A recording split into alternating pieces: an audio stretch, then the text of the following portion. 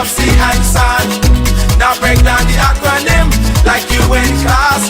Oh, they're selling the whole country. Ooh, they're selling aha. Now I never been down with no OPP. I talk about selling our people's property. Don't know who doing it, so don't round me out. Don't send no police round me and tell me shush my mouth. Where's our conviction? But where's our pride? We selling everything, selling our backside. Just go online, it'll make you sick. You can buy any island, just point and click. See, they're selling our country, yes, they're selling our land. They're selling our archipelago of sea and sand. Now break down the acronym like you in class. Oh, they're selling the whole country. Ooh, they're selling aha. Hey, hey. Ride him. My mother always say, when you find a donkey, ride it. Who's the donkey? What? Come on. We got a whole nation in 73. Now we getting back the whole country. What kind of fools we must be, selling out for a bag of rice and a cup of tea. You know what does bug me? Help me understand. I can't find piece of property for under 80 grand. But I can fix this, I know what to do. I can squat just like them other people try make me do. See, they're selling our country, yes, they're selling our land. They're selling our archipelago of sea and sand. Now break down the acronym like you in class. Oh, they're selling the whole country. Ooh, they're selling aha. They're selling our country. They're selling our land. They're selling our archipelago of sea and sand. Now break down the acronym like you in class. Oh, they're selling the whole country. Ooh, they're selling aha. I get everybody sells some every time.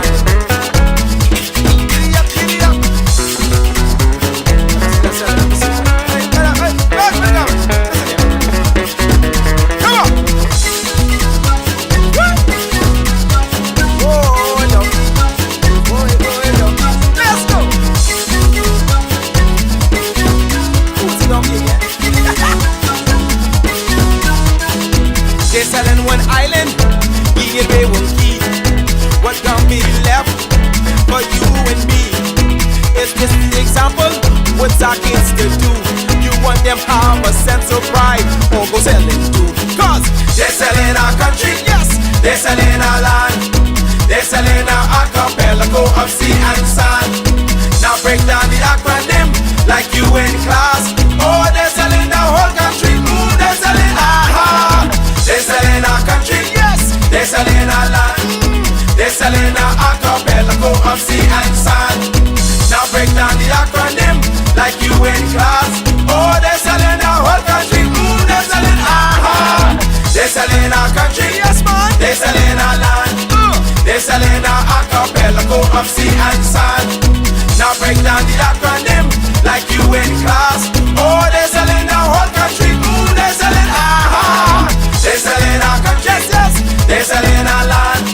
They're selling our archipelago of sea and sand. Now break down the acronym like you in class. Oh, they're selling the whole country. Ooh, they're selling aha.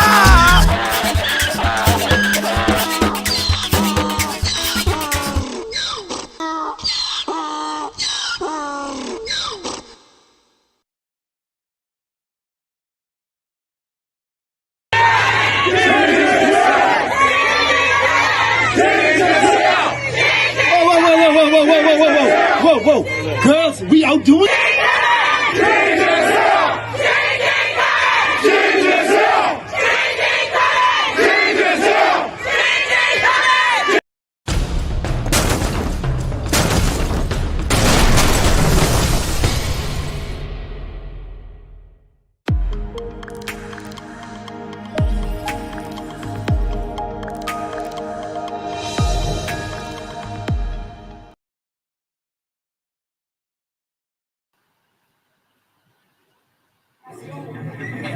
This is insanity.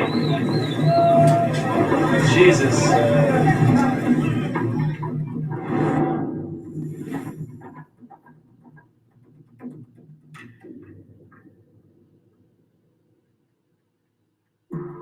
In addition to the loss of livable land, with nothing to absorb the incoming water, deforestation accelerates the growth of the lake. If you have a forest, the water slowly seeps into the rocks or whatever trees, and eventually it ends up in the lowland areas, either in the springs or in the lake. But now what you're having is that the rain that's falling is going very fast and washing with it a lot of the topsoil, and that is causing that you lose forever the capability of having forests or crops. So you're actually compromising the future for this area. It's a vicious cycle. As the lake grows, more and more people are driven into the charcoal industry, destroying one of the few remaining natural resources left, and further degrading and devastating the region. It seemed that every time we got close, those making charcoal fled, fearing we were the police. After scouring the hills, we finally spotted some active ovens. The charcoal makers agreed to talk to us, only if we didn't use their names. Can you tell me why you started doing this? A mí no me gusta violar las leyes porque yo trabajé en medio ambiente, yo era guardia, yo era militar, yo era guardia. No hay de qué vivir, no nos vamos a dejar morir. Si hay que cruzar esa loma a pie, a echar un día de trabajo por ahí, lo he hecho para darle, comprarle arroz a mis hijos, que sea arroz blanco, que coman. Que es duro tener sus hijos con hambre. Y ya no hay que contar. Ya en el monte no hay, mira cómo se ve el monte. No hay en el monte, ya no sé después que no encontremos agua. People make charcoal to make a living, because for many, there's no other way. But it's a stopgap solution with a finite end. You only have to look next door to Haiti to see what happens when the trees run out. For a long time, there's been the belief that the deforestation that you see in Haiti stops at the border. But if you actually visit now border areas in the Dominican Republic, you see the same land degradation moving to this side. We have protected areas that are not being enforced. We have a lot of documentation of charcoal making inside protected areas. It's just a matter of time before we turn into another Haiti if we don't change the course. Haiti isn't just a picture of the Dominican Republic's potential ecological future. It's their biggest charcoal customer as well. Over 100 tons of charcoal is illegally sold to Haiti every week. We're on our way to the largest open market on the border. Anything that passes between the two countries, legal or otherwise, can be found here.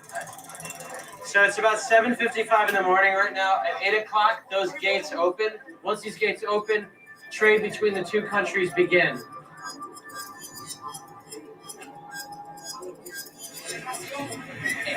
This is insanity. Jesus.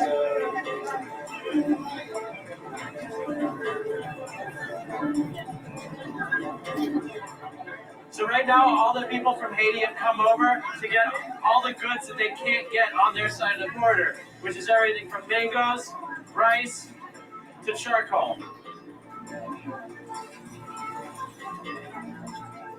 It didn't take us long to locate the black market for charcoal.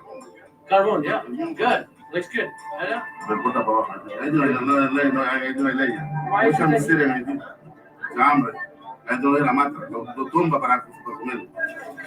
So right by the edge of the water, hidden behind the trucks in the marketplace, you can see charcoal being smuggled, taken into boats, and brought into Haiti. The reason that Haitians are coming here to get charcoal is because they already cut down all the trees in their country. In Haiti, the lack of trees has led to massive erosion and poor soil, resulting in significant food insecurity. It is this shortage in food and other resources that drives Haitians across the border into the Dominican Republic. And even the marketplace is not safe, as the lakes in Haiti experience a similar increase in precipitation and growth. So right behind me is Lake Oswego. Lake Oswego used to only be in Haiti, but in the last 10 years, it's spilled over and taken over this entire area in the Dominican Republic. In about a year or two, it seems like this area will also be submerged in water, which will totally disrupt the trade in between the Dominican Republic and Haiti. The climate change is not just affecting the Dominican Republic, it's affecting Haiti, it's affecting this entire region. You think about the global picture. There are a lot of consequences for climate change.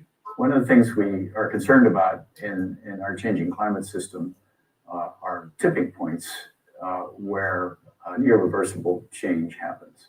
The variability in the atmosphere caused by all the extra moisture makes for more extreme weather, and we're really going to find it hard to adapt to.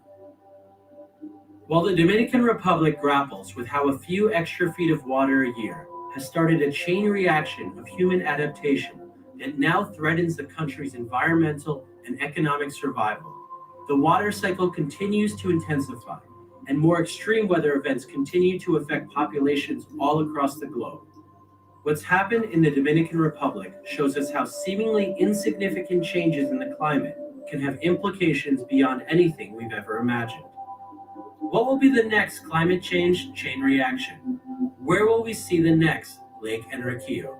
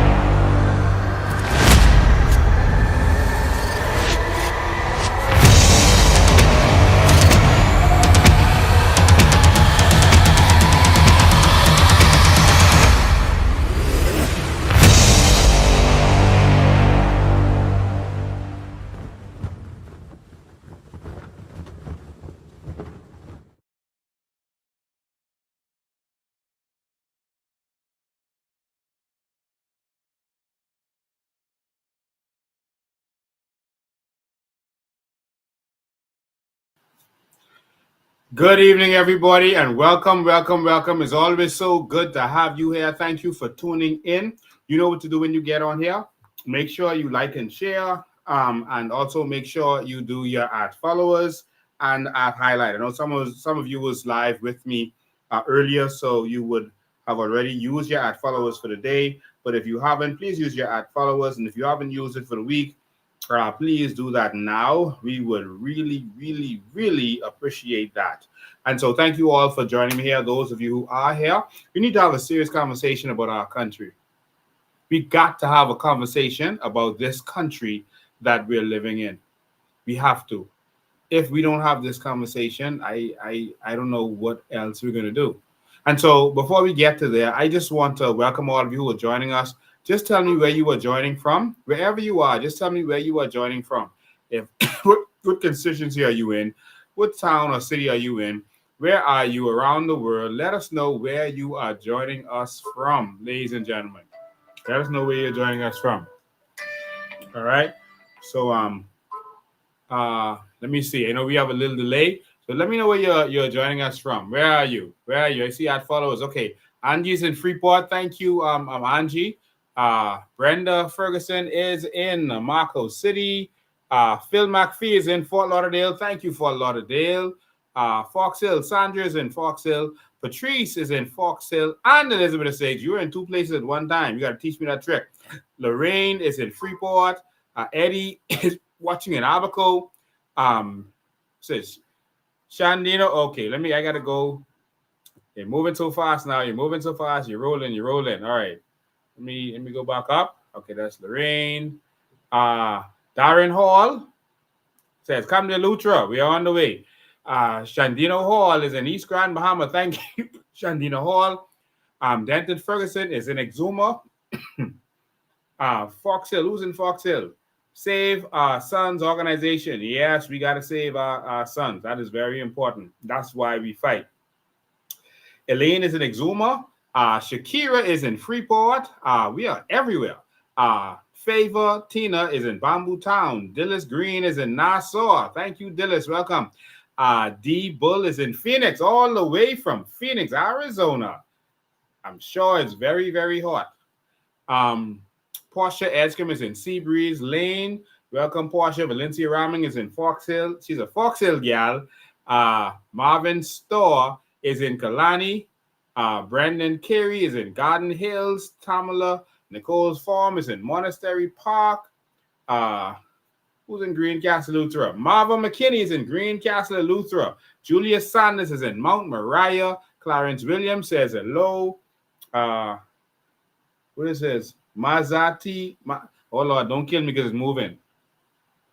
Mazati Tud a percenti. I know I mangled that, but I'm so sorry. Yeah, you're tuning in from Dunmore Town, Harbor Island.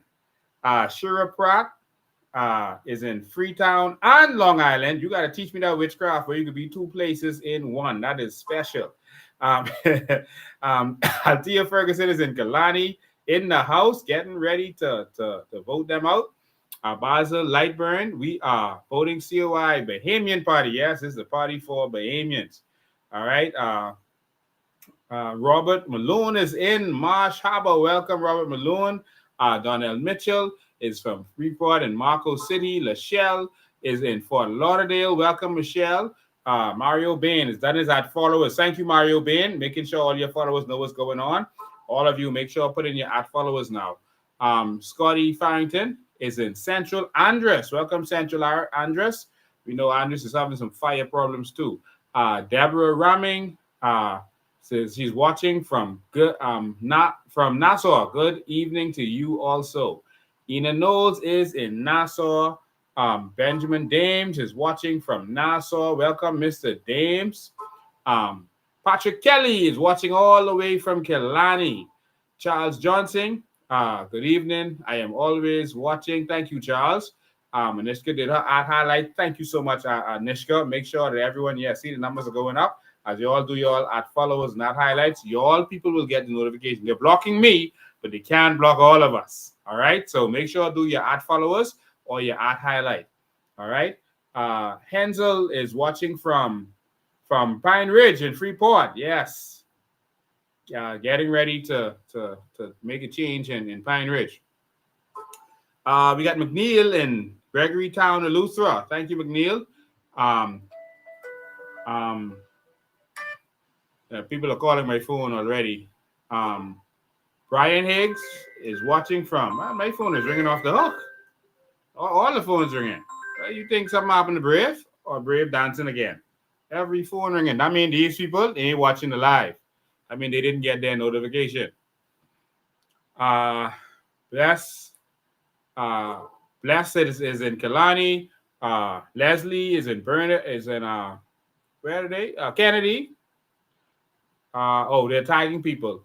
Tabitha Culmer is in Eleuthera. Thank you, Eleuthera. Well, we got a lot of Eleuthera on the other night. A lot of Fort Lauderdale. We need a Fort Lauderdale constituency. Clarence Williams is in Fort Lauderdale. Scotty Doxson, my boy, all the way in Freeport.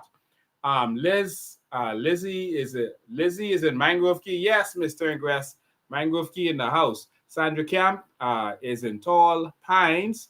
Glenville McCartney is Hammond, Louisiana. All right. I had a chance to live in Shreveport, Louisiana one time ago. And so Brenda, you did your ad followers. Thank you, Brenda. Yeah, let's get these numbers up. Do your ad followers and your ad highlight. All right, Shakira is in Freeport. Louise DeVoe is in Eleuthera.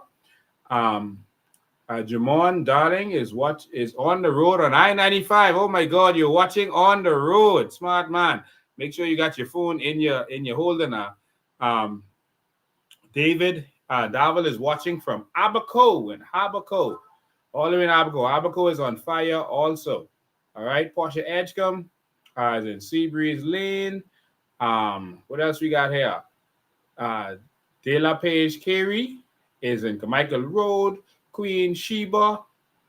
Did I highlight? Thank you, Queen Sheba. Appreciate you, man. Anishka Rose in Golden Isles. Tabitha is in Eleuthera in the house. Yes, Eleuthera taking over. Look at we got Eleuthera in the bag. Veronica, thank you for your ad followers. Ravita L. Rule is watching from Eleuthera. Then we got Abaco in the house as Julia. Leslie is in Tall Pines. Leslie is in Tall Pines. Boy, my phone is ringing off the hook. Something must be going on. Thank you for your ad highlight, David. Patrick Stewart is in Tall Pines. Diane is in Freeport. Oh my God, Freeport in the house. Rudy is in oh, he's in Heller. Julia Corley Roll is in Fire Trail. All right. All right. Oh, it's Queen of Sheba is in Turks Island. All right. Welcome. Welcome. I learned a lot from Turks Island about the things that I'm doing. I know everything didn't go according to plan. Why is my phone ringing so much? I mean, everyone is calling me. Is something going on? Both of my phones are ringing off the hook. Okay. We have Ian Bethel in Freeport. I was saying Turks and Caicos. I learned a lot from you guys. You may be surprised to know that when I was in law school, and when I went to law school in Buckingham in 2008, it was and you would reject a call and people would just keep calling. If someone rejects your call, that means that they see your call, or if they miss your call, they're gonna get the call. They're going to see they missed the call and they can call you back when they get some time. You don't have to keep calling over and over. But anyway, I was in law school in Buckingham, and Michael Mizik's stepdaughter was there. You know, he was married to a very famous celebrity lady, and her daughter was in school. She was very shy to herself. And I got a chance to have conversations with Michael Mizik. I even eventually brought him to the Bahamas and interviewed him, you know, later. But that's when I started to see how a country could do for their people. How a country could have crown land and just issue it to their people, anyone who wanted it. I saw the students from Turks and Caicos who were in that school. Everything was covered. They had their room and board was covered. Everything was covered. Their education was covered. I was like, what? Your country is paying for all of this? They were like, yeah. That was amazing to me. When their people get in health trouble, they would take their people and send them wherever they needed to get better health care. That was amazing to me. So I really wanted to talk to Michael Mizik and see how it is that he, you know, could just change the game like that. And that is what he did. I know he made some personal mistakes later, but it was you could take the good and leave the bad. And what he did was he empowered his people. He did what he could to empower them. He changed the thinking. So that when the pandemic started, they started issuing checks to their people from their sovereign wealth fund. They did a sovereign wealth fund. I was like, wow, if they can do a sovereign wealth fund, why can't we have a sovereign wealth fund that our people can benefit from? All right. Some said TI is still under the British.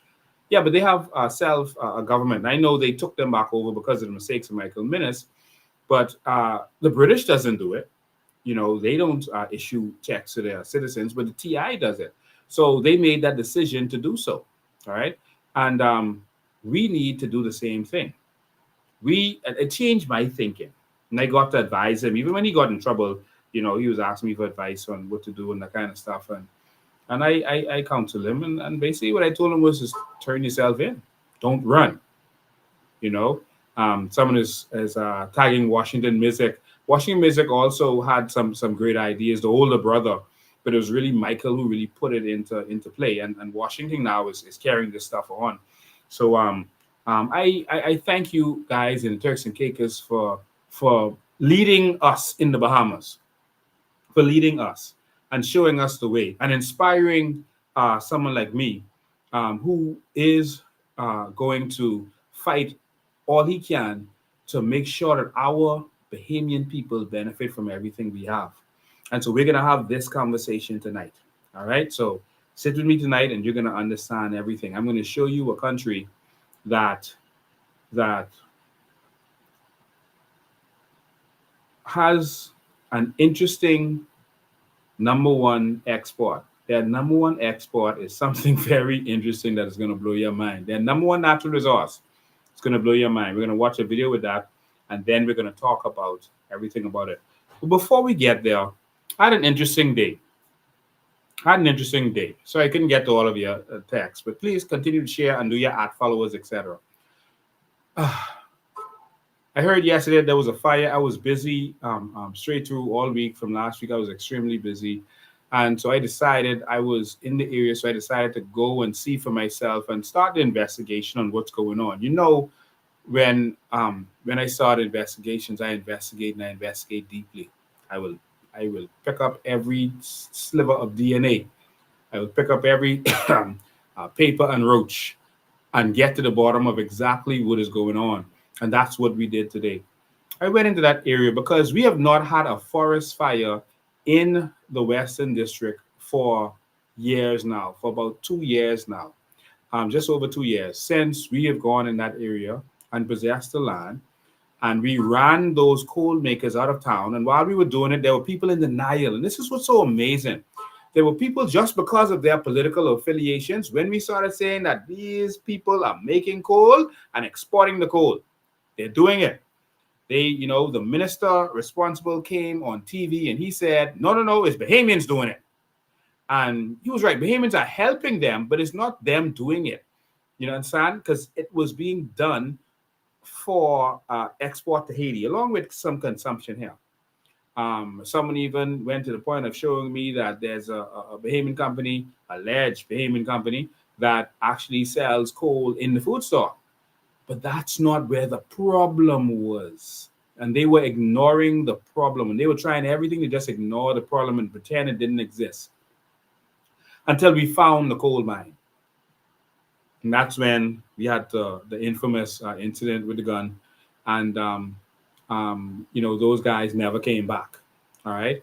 That's when it was really exposed. Remember when we first went in that area, they tried to put a gate up to block us from being in that area. We showed how they were right there with the PLP generals in the same area. As they cleared for the PLP generals, they would take the coal and they had the road leading right to where they would make the coal. And we showed all of this. And after, we came in that area, they started just lighting because we met them. The place was burnt and there was a lot of fire. And we didn't understand how this was happening. And one of the Haitians told me, he's not a Haitian, a Bahamian of Haitian descent. He's a Haitian. He said, and I knew him for years now. And he said, they burn it to start the process. They do it better than they did in Haiti, because in Haiti, you cut down the tree and then do the process of the kill, and then it'll take longer. But if you burn the tree first, you've already started the process that you do in the coal kill of baking the coal. And so you burn the tree to make it easier to manage. You could knock it down easier, and you just burn the whole area. And then you come back and you just collect it. It's easy to handle and everything else. And you've already started the process. And so it's a shorter period of time to have it in the coal kill. It was like, that's why they burn the forest.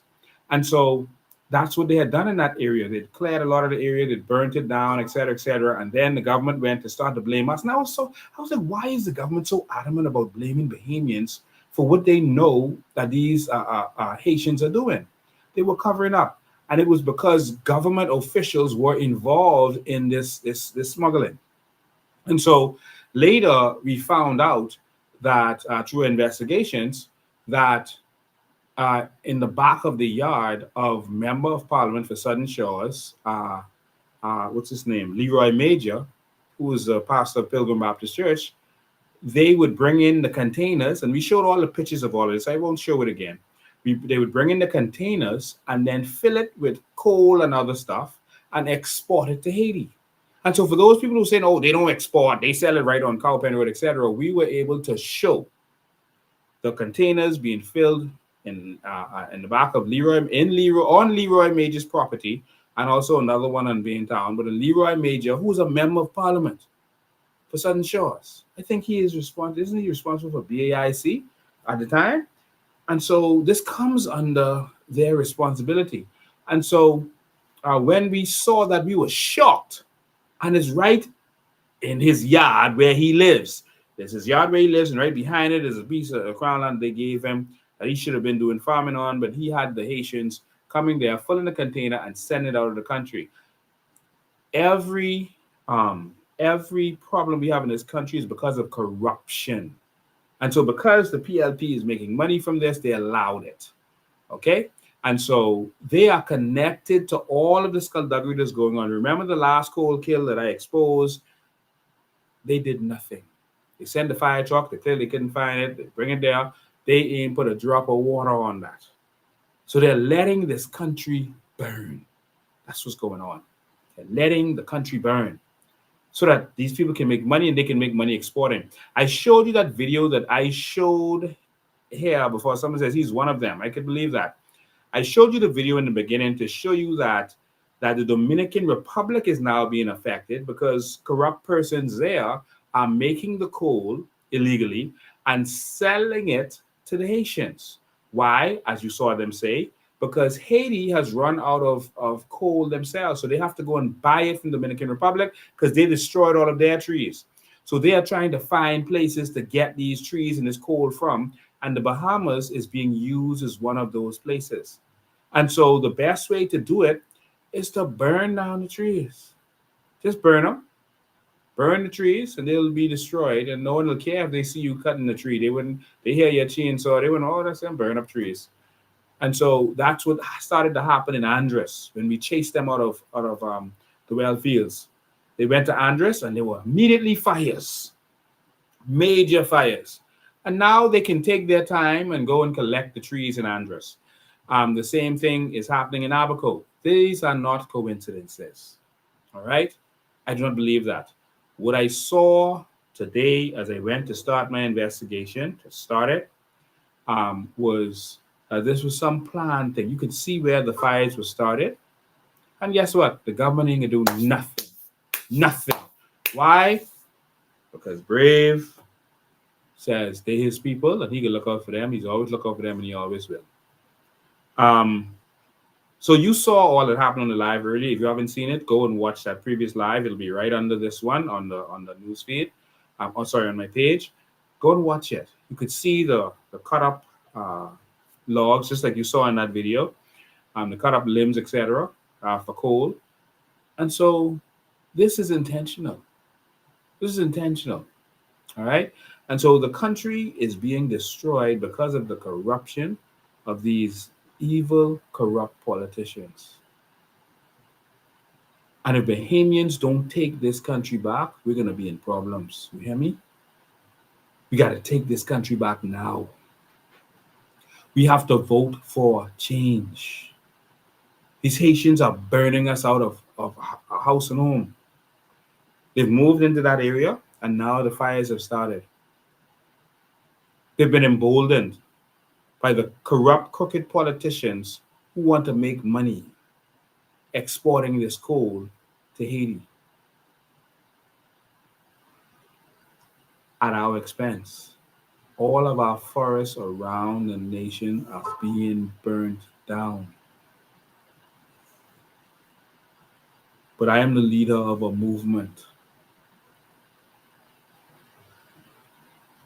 that is on assignment from the Most High to take this country back and give it to the people and to make sure that every Bahamian benefits from our natural resources and our carbon credits. This is a movement for change that is bigger than all of us.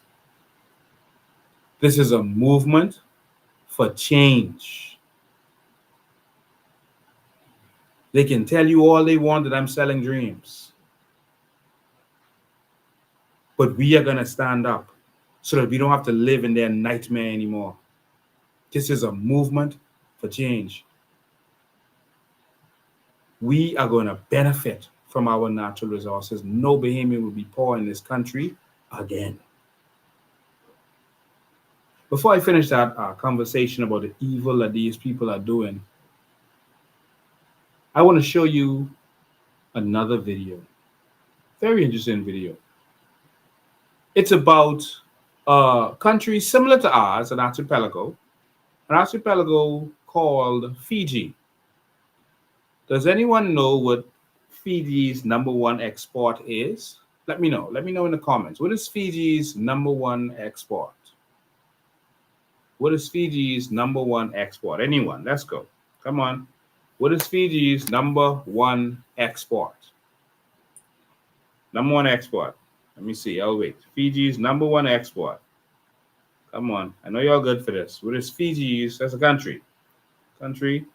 Small archipelago just like us. Someone says pineapple. Someone says water. Someone says oil, water. You didn't Google that yet? Sand. Look at someone says sand. Water, water, water. How kind of people saying water? This is water. Anyone else? Let me see. Someone says coal. Fruits. Water again. Gold. Someone says gold. Anyone else? Anyone else? Coconut. Someone says coconuts. Coconuts. That's a good answer. Coconuts. Coconuts. Mineral. Mineral. Mineral. Okay. Well, let me tell you what it is. Before we do that, we are having a walkathon. We're having a walkathon. Someone sent me a flyer, but the flyer doesn't have any information on it. So if someone could send me the flyer with the actual information on it, they just send a flyer that says Walk for Life 2024 with the Coalition of Independence, but it doesn't have any information about when it is, so I can't see it. No information about when it is. All right. So give me the information so I can let people know where the walkathon is. There's a walkathon in Grand Bahama. So someone please send me the information. There's a walkathon happening in Grand Bahama. And that is coming up shortly. I think it's on the 25th, actually, if I'm not mistaken. But can someone please send me the information so I can put it out there to make sure that everyone is on top of things? Well, the number one export in Fiji is water. All right, water. And so Fiji water, they actually export water. Now I'm going to let you watch this video.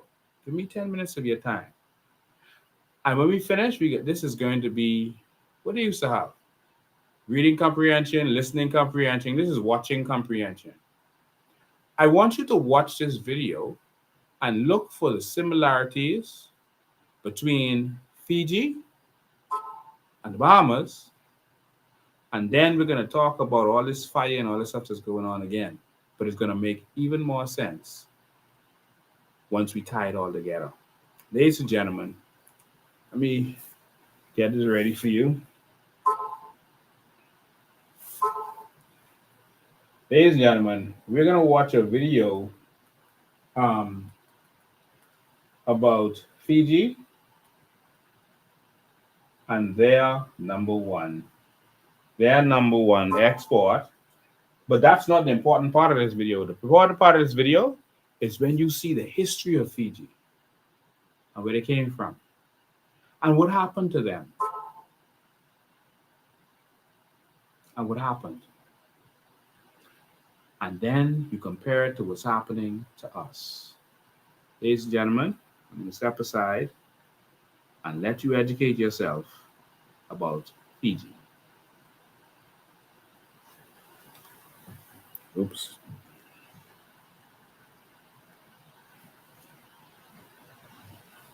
This is the story of how a small island nation was able to transform itself from relative isolation and a poor plantation-based system to fame and fortune just by slapping a sticker on bottled water. Of course, I'm talking about Fiji and Earth's finest water, Fiji water. There really is only one way to experience the beauty of these islands. You know what I'm talking about. So I took a flight to Fiji. Oh, that's awkward. I guess I can experience the magic of Fiji through this water bottle instead. Fiji water was originally made by a Canadian businessman in 1996, but later bought out by a California company in 2004. The guy who made Fiji water had also made the Southern Pacific Hotel in Fiji in the 1960s, so I guess he saw some potential in these islands. And I guess the Americans saw the potential too. Fiji water is ranked as the favorite bottled water in the USA among all age groups except for baby boomers. Now, apparently, this water comes from an artisan underground aquifer on the Fijian island of Viti Levu and is slowly filtered by volcanic rock to give it a soft, smooth taste. Their words, not mine. I don't know how much I believe that this water has some sort of naturally sweet flavor superior to tap water somehow, but after trying my first sip of Fiji water ever, I can say it tastes exactly like water. It doesn't matter if I think it's crazy though, because around 70% of Americans prefer bottled water to tap water, and as the fan favorite in the country, Fiji water has a clear advantage in the world's largest consumer market. Suck on that, Avion. In reality, Fiji water does not have a clear advantage over other water brands in terms of taste. They are just simply better at advertising. They sold the nation of Fiji as a luxury brand. The packaging evokes tropical images that just make me want to guzzle down water, and they're not shy to celebrity endorsements. It's the water that rich people drink. You can love it or hate it, but you have to admit it is wildly successful. Some people accuse Fiji water of not being very environmentally friendly, which is true. It sells bottled water after all, profiting from military coups and not paying a dime in taxes. Others just enjoy the sweet taste of Fiji and love a simple swig of water. Whatever it is that made Fiji water blow up in the US doesn't really matter. What does is the fact that it has made water Fiji's largest export, nearly all of it through Fiji water. That's right, water as their largest export from a country in the middle of nowhere goes against all conventional economics. Water is generally very heavy to move and quite expensive to export. Most countries export water by actually exporting food, so the other country saves on the water that would be used to grow that food, but not Fiji. The water export grew from around $150 million in 2009 to $260 million in 2021, and it makes up nearly a quarter of all their exports. Just goes to show how far some people will go for anything considered luxury. Almost all of it, around 92% of the water, goes to the USA, and almost 30% of imported water in the US comes from Fiji, beating out Italy, which makes Fiji water the most imported water brand in the country. But despite being a small, mostly import-based country, their exports are remarkably complex. That's because this water is a fairly new phenomenon. They had to build an economy before Fiji water. Yet when you look at their economy now, it's not built from this 75%. In fact, their biggest export by far isn't even on this list. It's tourism. Tourism in Fiji has grown massively since the 80s and 90s. I mean, just look at these beaches with water so blue you wouldn't be able to find the Blue Man Group in it. Sand so smooth you could put it in a smoothie. Weather so nice you ain't ever gonna leave. And jungle so green you'll be wondering if you can even see other colors. By 2017, tourism was a $2 billion industry, twice as much as all the goods they export in 2021, making up around 40% of their GDP and over 100,000 jobs. Could Fiji water have legitimately sold the idea of a luxurious Fiji to the world and sparked them as a new tourist hotspot? Maybe. But most of their tourists, especially nowadays after the pandemic, are Australians, mostly from its proximity. The water is popular there, sure, but not as big as in the US. Then it's New Zealander tourists, probably from proximity again, and then American tourists. But European tourists who, okay, are a little further than the Americans, but are roughly the same wealthiness as them, travel to Fiji almost 5 times less than their Yankee counterparts. And China is no stranger to sending millions of tourists abroad. They are by far the largest tourist generator in the world. Why aren't they lounging on Fiji's beaches? A nice explanation is simply that Fiji doesn't sell as much Fiji water to Europe and China as they do to North America and Australia. But is that really true? Their tourism revenue graph didn't really pick up until the 2000s when Fiji water hit international markets, and their per capita income kind of at the same time, but this is much less convincing. So it really begs the question, a chicken and egg sort of question. Did Fiji water spark Fiji's tourism industry, or did Fiji's tourism industry create Fiji water's international success? I don't really have an answer, probably both. What I can tell you is it might have improved the lives of Fijians. But to answer how, we need some quick context. How was Fiji set up, and how did the average Fijian live throughout history? I'm sure you know that Fiji is a group of islands way out here in the Pacific. It's made of mainly Viti Levu in the south and Vanuatu in the north. It was originally settled by Melanesians 3,500 years ago who lived in small, mainly coastal communities, doing some subsistence agriculture and slash and burn farming. Was it a peaceful little utopia where everyone lived in harmony with nature and everyone took and made only what they needed? No, obviously not. Nowhere on Earth was like that. Hierarchical clans, often centralized by a chief, fought over territory to form confederations and pay blood debts. These chiefs were usually based on merit, not bloodline, and societal heavy lifting was put on the family unit, so they definitely were not absolute rulers. It more or less stayed like that until skip a few thousand years, and they made contact with European sailors. The British, having heard a rumor of mysterious cannibals in these islands, were pretty slow to interact with the islands in the early 1800s. They're only really here to trade and spread the word of Jesus. What did they want? Sandalwood. Why? I guess it smells good, and it was an exotic luxury. Anything for that social status. What did many chiefs get in exchange for heavily taxing their people to produce that sandalwood? Duh, the only thing of value these sailors had: guns. There's a super common theme in history that whenever European sailors made contact with a hierarchical society, they would trade guns for exotic goods or slaves, and that hierarchical society would get even more despotic, almost tyrannical, and some chief or ruling elite would subjugate and extract from everyone else, structuring the whole system around collecting that good, and they were the ones in charge because, they owned the guns. This happened in Fiji under Ratu Tanoa and his son Kakobau. Long story short, Kakobau got into a ton of debt, and instead of taking out even more loans like the rest of us, he sold a big chunk of Viti Levu to the Polynesia Company in 1868. He eventually ceded the whole land to the UK, and Fiji was a British colony in 1874. The Polynesia Company set up many plantations for Fijians to labor at, but the new British rulers said, whoa, whoa, whoa, have a heart. This is Fijian land. We shouldn't make the Fijians serfs on their own territory. We can do so much better. Let's just import Indian slaves. Yeah, I was just about to say that. Indentured Fijian labor was banned, and Fijian land was not allowed to be sold to non-Fijians under British rule. Even that magical Fiji water aquifer we saw, that's on a 99-year lease. The Fiji Water Company does not technically own that land. Indians were brought in to work mainly in agriculture, especially in sugar. Sugar was Fiji's cash crop before they realized they could sell water to hipsters, making up over 50% of their exports for most of its history, particularly selling it to Europe through the government-owned Fiji Sugar Corporation. It worked to keep native Fijians, also called Itauke, on top of the Indo-Fijians. Even today, they make up the bulk of the low-paying jobs and agricultural sector in Fiji, even some parts having separate communities to live in. When it was time for independence in 1970, the population was split rather 50-50. Fijian politics was dominated by the Itauke, yet from a growing Indian population, the 1987 election was won by an Indian-dominated coalition.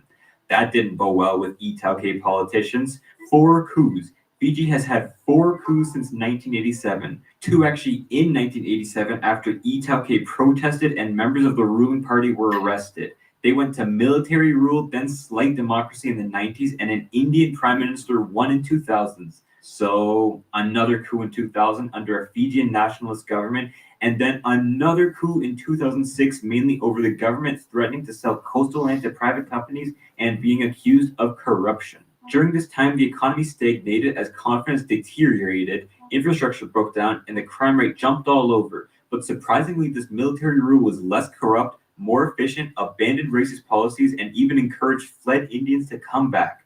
They also instituted democracy again in 2014, and every election since has been won by the Fiji First Party. So you really wonder which group is in power, huh? By now, the Indo-Fijian population had shrunk to less than 40% of the population, mainly due to immigrants fleeing the country or working international jobs for a better standard of living. I mean, 20% of Fijians do not even live on the island, most of these being Indo-Fijians. It's even estimated that 10% of their national income is made up of remittances or money sent back home from overseas workers. So when you add up people coming to see their country plus money sent home from overseas, it adds up to half of what they produce. Fiji is made on openness to the world. Openness possibly created by shipping Fiji water to the USA.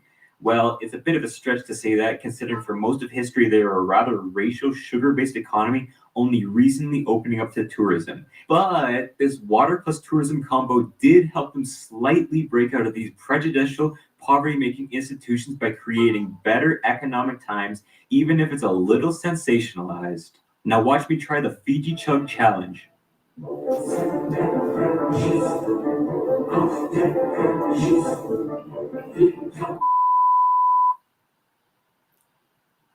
Ladies and gentlemen, I love how that young man put everything together, and that's why I played it. So credit for that video goes to. Ladies and gentlemen, I love. Sorry about that. Credit for that goes to Hoser. I think that's what his name is, Hoser, Hoser. He put it together very nicely, and the credit for the first video goes to Vice. Now, class is in session. What similarities do you see? One, they have a natural resource. They have a very scarce natural resource. They claim that their water is special. They say it comes from an underground reservoir, and it's special water. The place is nice, clean. You get the picture of paradise. So you're drinking water from paradise, and they promoted their water. And by promoting their water, they actually promoted their country. But their natural resource was taken over by foreigners. It was first a Canadian, then Americans bought it. But in order to protect themselves, they had to put some rules in place. And one of those rules was that a foreigner can't own land. That's the way it was before until Ingram came in. And so even the land where the water reservoir is and where the headquarters is, that company doesn't own it because it's a foreign company. And so they do that to protect the little that they have. But they started exporting water, not just Fiji water, but they started exporting water, and it's their biggest export. In 2022, it was, I think, like almost $500 million, like 400 and something million dollars. You saw in 2021, after that slow period, it was over $200 million just in export of water, just water, right? But I want you to notice their history. I'll get back to talking about the resources in a minute. I want you to notice their history. The British came in and they were in charge. And what you always do if you want to keep a people under control is you bring in foreigners and let them flood that country, increase their population till it matches the local natives, and it causes those people to be in such disarray and conflict so that the foreign powers will always be able to control them because they're always at war. And so you force them, you bring in the other people as cheap labor. And so the original people will fall for that because they want cheap labor too, until later they see that they're being replaced. And so the Indians, in that case, were cheap labor, and they were brought into Fiji, and they started to replace the original Fijians on their jobs and everywhere else, until it reached a point. You always use immigration to keep control, until it reached a point where they matched them in population. And the people, they say, these poor Indians, let's just help them. Let's give them jobs. Let's let them work for us. They'll be good, submissive, until the Indians started to be in control. And then the next thing, after independence, they match their population. And so they're never going to vote against themselves, while the original Fijians are going to be split because they have their, they have their preference, whatever parties they were supporting before. That's their preference. So no matter what, they'll say, I'm a Fiji PLP, I'm a Fiji F&M. I don't care. I don't care how much Indians come in this country. I just PLP. Well, too bad. I just going down with the ship. And that's the attitude. And so the Indians voted for their party. They formed their own party. Their party. And their Indian or Fijian of Indian descent became the leader of the country. And then the people, that's what happened next. And then the people of the country woke up and said, hold on, what just happened? While we were fighting each other, while we were forming all kind of third parties and all this stuff because we just want to be rulers and we can't get together and we weren't seeing what was happening, they were working together. And they took the whole country over. And one of theirs became leader of the nation. They let a foreigner become president of their nation. Because they didn't pay attention to the fact that they were being overpopulated. And I kept saying to all of you under the sound of my voice, to all of you, we live in a democracy. In a democracy, majority rules.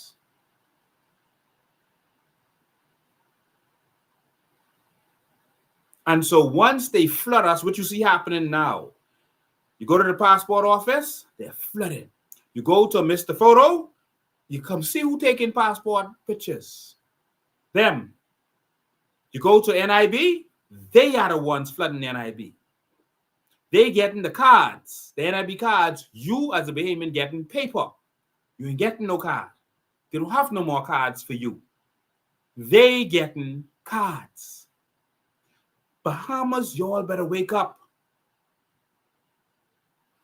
The Indians stuck with themselves. They swung one of the original parties, whichever party they felt was going to do what they want, they swung them and they voted with them back and forth.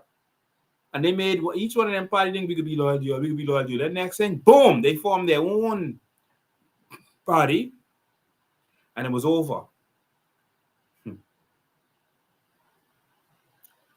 So you know what had to happen?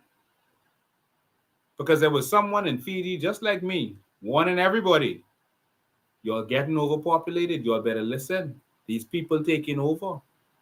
And when they took over, you see what they started to do? They tried to sell out all the beachfront property, all the valuable land, them beaches in Fiji. You ever saw them beaches in Fiji? They got beaches.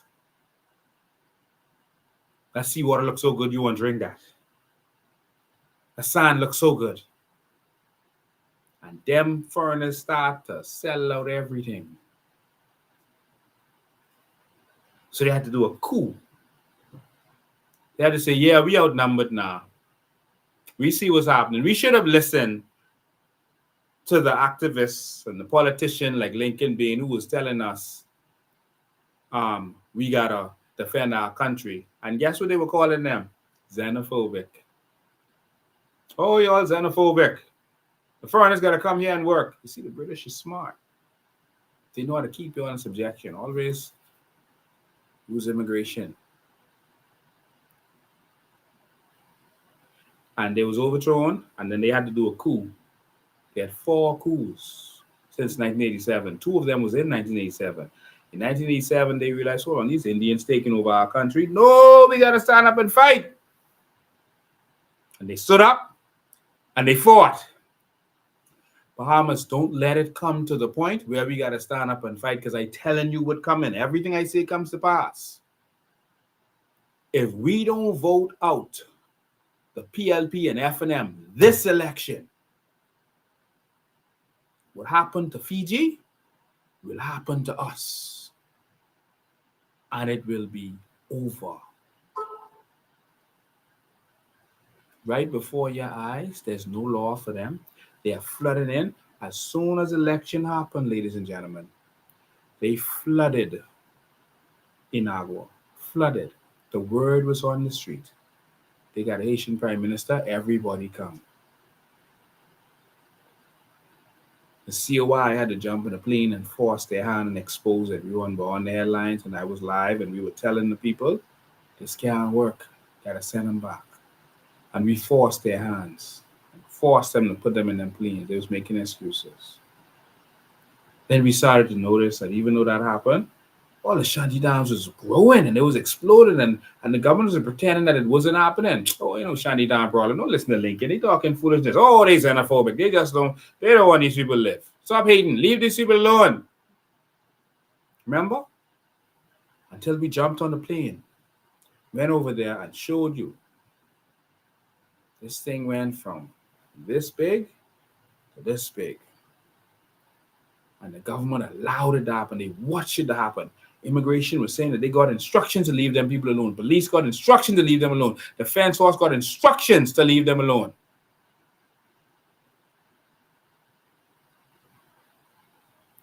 It's happening, Bahamas.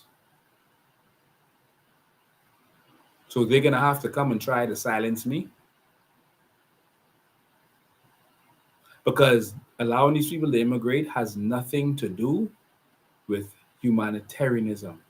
It has to do with destabilizing a nation to keep control over it. You listen to the words I'm saying. Appreciate these words. Heed these words, these warnings, or you're done. I'm going to fight to my last breath. We're going to do this, by the laws of man. But when the laws of man fail you, what did Fiji do? They went to the law of the jungle and they did a coup. No one is taking over the Bahamas. We gonna fight for this. You all stand with me. It's happening. Brave Davis and them have sold us out. It's happening. Right before your very eyes. Same about hate. I don't hate nobody. I just love us. I love my Bahamas. I love my country. I love it. Now it's being destroyed.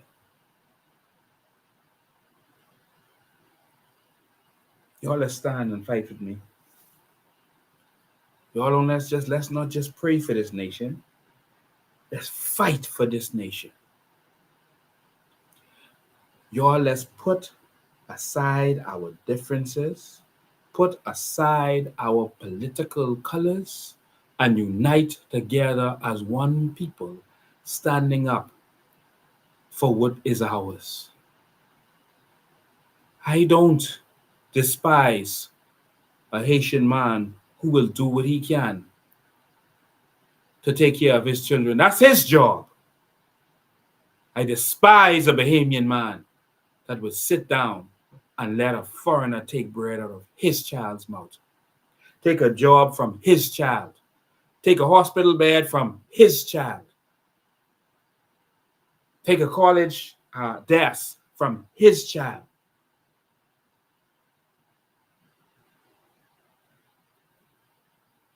We got to fight for ours, and this is ours. It's happening. There's a takeover. And so you saw what happened to Fiji. They had to do a coup to get that right. When that coup came in, that they had to get out by a coup, they were so corrupt. See, that is not their country of birth. That wasn't the country they identified with. They identified with India. Didn't identify with. Do you know how Rome fell? Do you know? Well, people have their theories, but Rome fell from inside, from within. Rome was so busy being powerful and living and balling and living their best life, they started letting the Gauls in. And the Gauls were the laborers. The Gauls came in, and they were the laborers, and they were the persons who was doing the manual work, and a lot of them were slaves, etc., etc. The barbarians came, and they started to see that Rome was weak, and they took advantage of it. And then the Gauls saw that they were weak, and the Gauls helped them. They were both foreigners. The Gauls felt they were foreigners, and the barbarians were foreigners, so they worked together. Like the Chinese and the Haitians now working together in the businesses.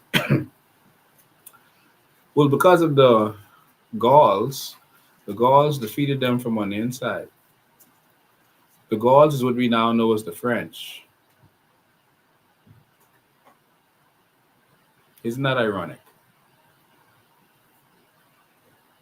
And that's how Rome fell, because they let all these foreigners come in, and then the foreigners destroyed them from within.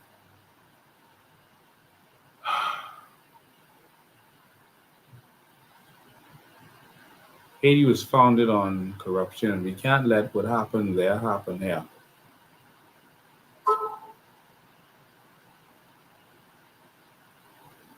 Napoleon was so busy fighting all over the world. He was thin. So the Haitians was able to overthrow the people who were keeping them. Yeah, it was an army, but they didn't really fight a war to free Haiti. They said, oh, Haiti freed all the black people. No, they did not. They overthrew the people who were there, the guards who were there overseeing them. They outnumbered them. And they overthrew them. And it took a long time. It took 13 or 14 years. But they eventually overthrew them. Napoleon was busy doing what he had to do around the world. And then when they caught themselves and they got the message that, oh, the slaves took over, they sent some ships to Haiti, parked it in the harbor, and they said, okay, what we're going to do is we see y'all misbehaving. It's like when the teacher leave the class and the children started going wild. They came back and they said, we see you misbehaving. So what we're going to do is we're going to make you an offer. Because you took our slaves from us, which is you have to pay us reparations for all the money we're losing because we lost our slaves.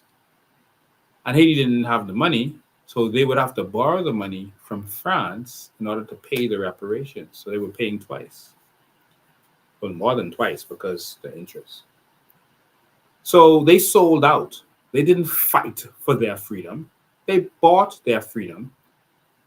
And they became a worse kind of slave. The Bible says the borrower is slave to the lender. And so they became a worse kind of slave for years and years, and it destroyed their nation. And they kept them destabilized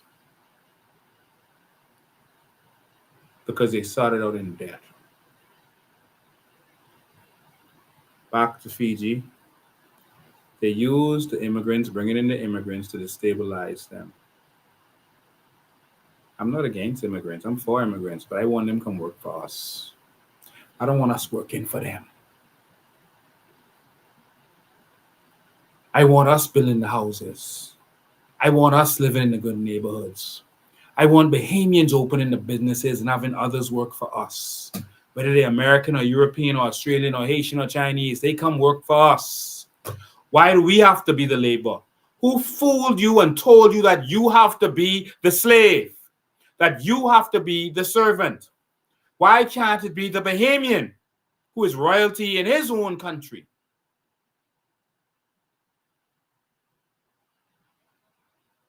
Why can't we own the hotels? Why do we have to scrub the toilets? Come on, Bahamas. Let's change our thinking. This is the fight for our generation. We are not our grandparents anymore. My grandmother was a maid in Pinlin's house. Hilda Clark. Nay Roll. Exuma Roll. Was a maid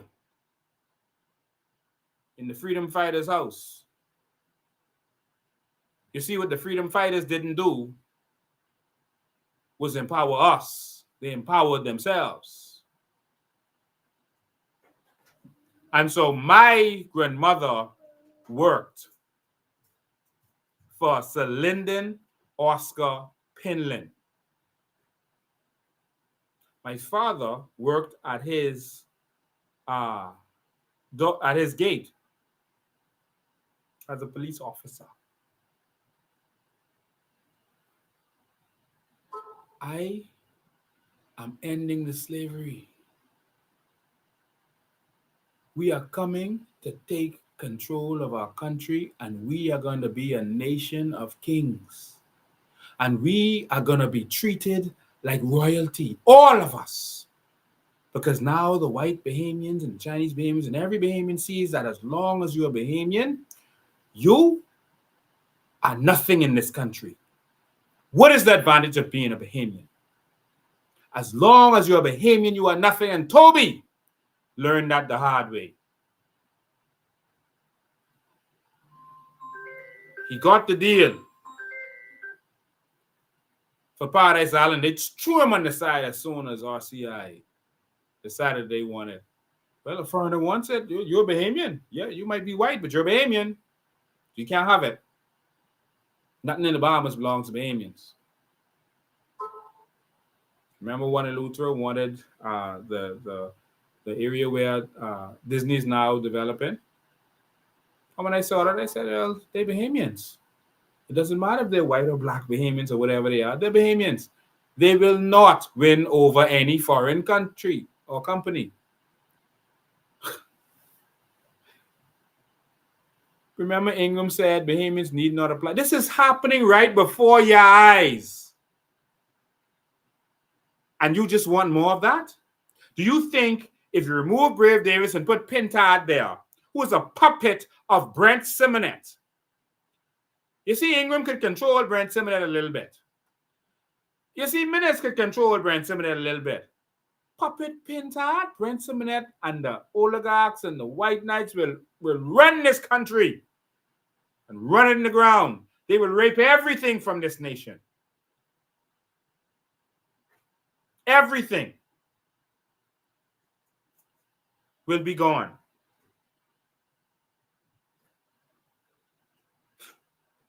Take a little detour. Take a little detour. I see the FNM is having their little convention, their little fight. And I saw the theme of the Pintard crew was that Minutes needs to hand this over to the next generation. Well, what kind of fantasy land they living in? You're living nanny, the next generation. These two 60-year-old men, one a little more 60 than the other. And you're talking about pass to the next generation? Minutes is 69. He might be 70 by now, right? Pintard is 60. All right? I think he could be 60 in a couple of days. But anyway, he's 60. Right? That is not the next generation. Pintard is not young. It makes me wonder about the FNM's competency if they're going to call someone who qualifies to go on the senior citizen line in the bank, who actually qualifies at 60 for retirement from NIB, because you could do retirement at 60 or 65. If you call in the fellow who could legally retire and get a pension from NIB young, something wrong with our nation. Something is seriously wrong with our nation if the best the FNM could do is send us two grumpy old men. That's it? Pinland was 36 when he took over the country. Ingram was 42 when he took over the country. Obama was in his 40s.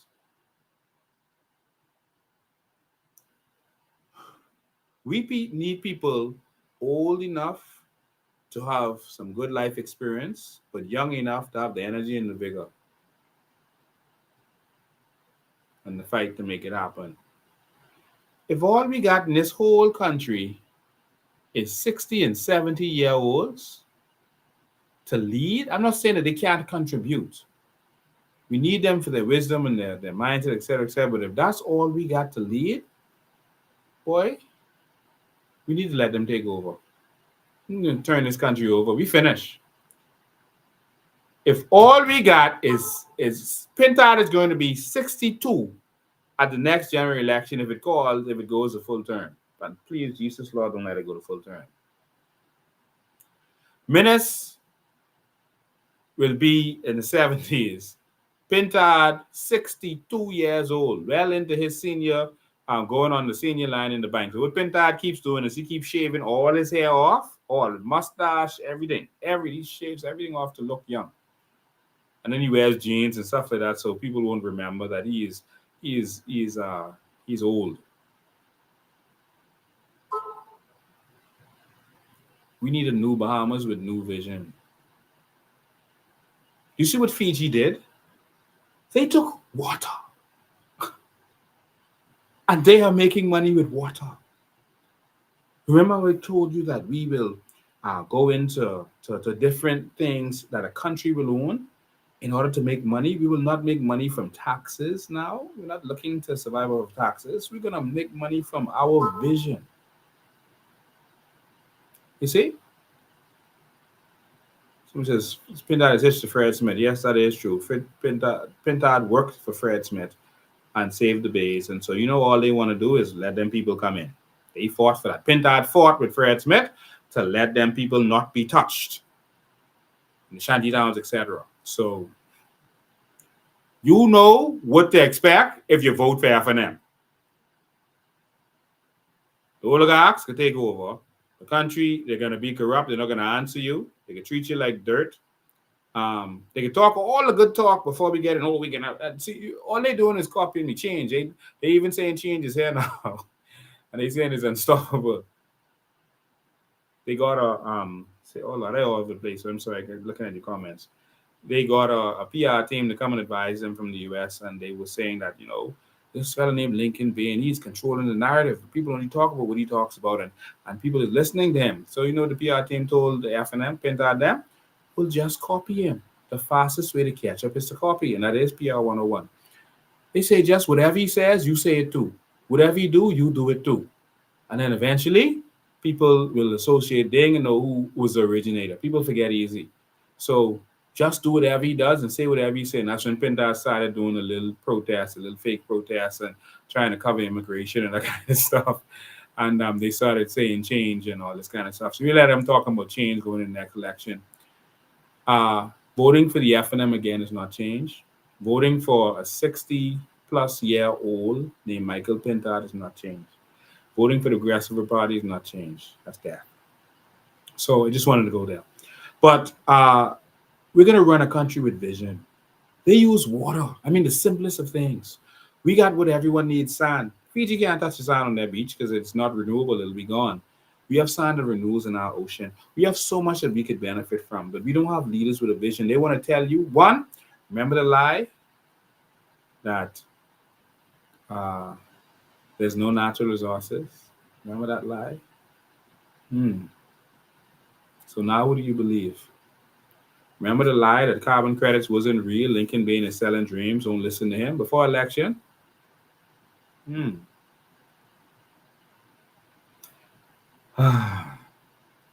So since last year, right before the by-election, the FNM and PLP were trying to figure out what they were going to do. And I'm just letting you know their strategies. And, you can take it how you want. And they were trying to decide what they're going to do to deal with the COI problem.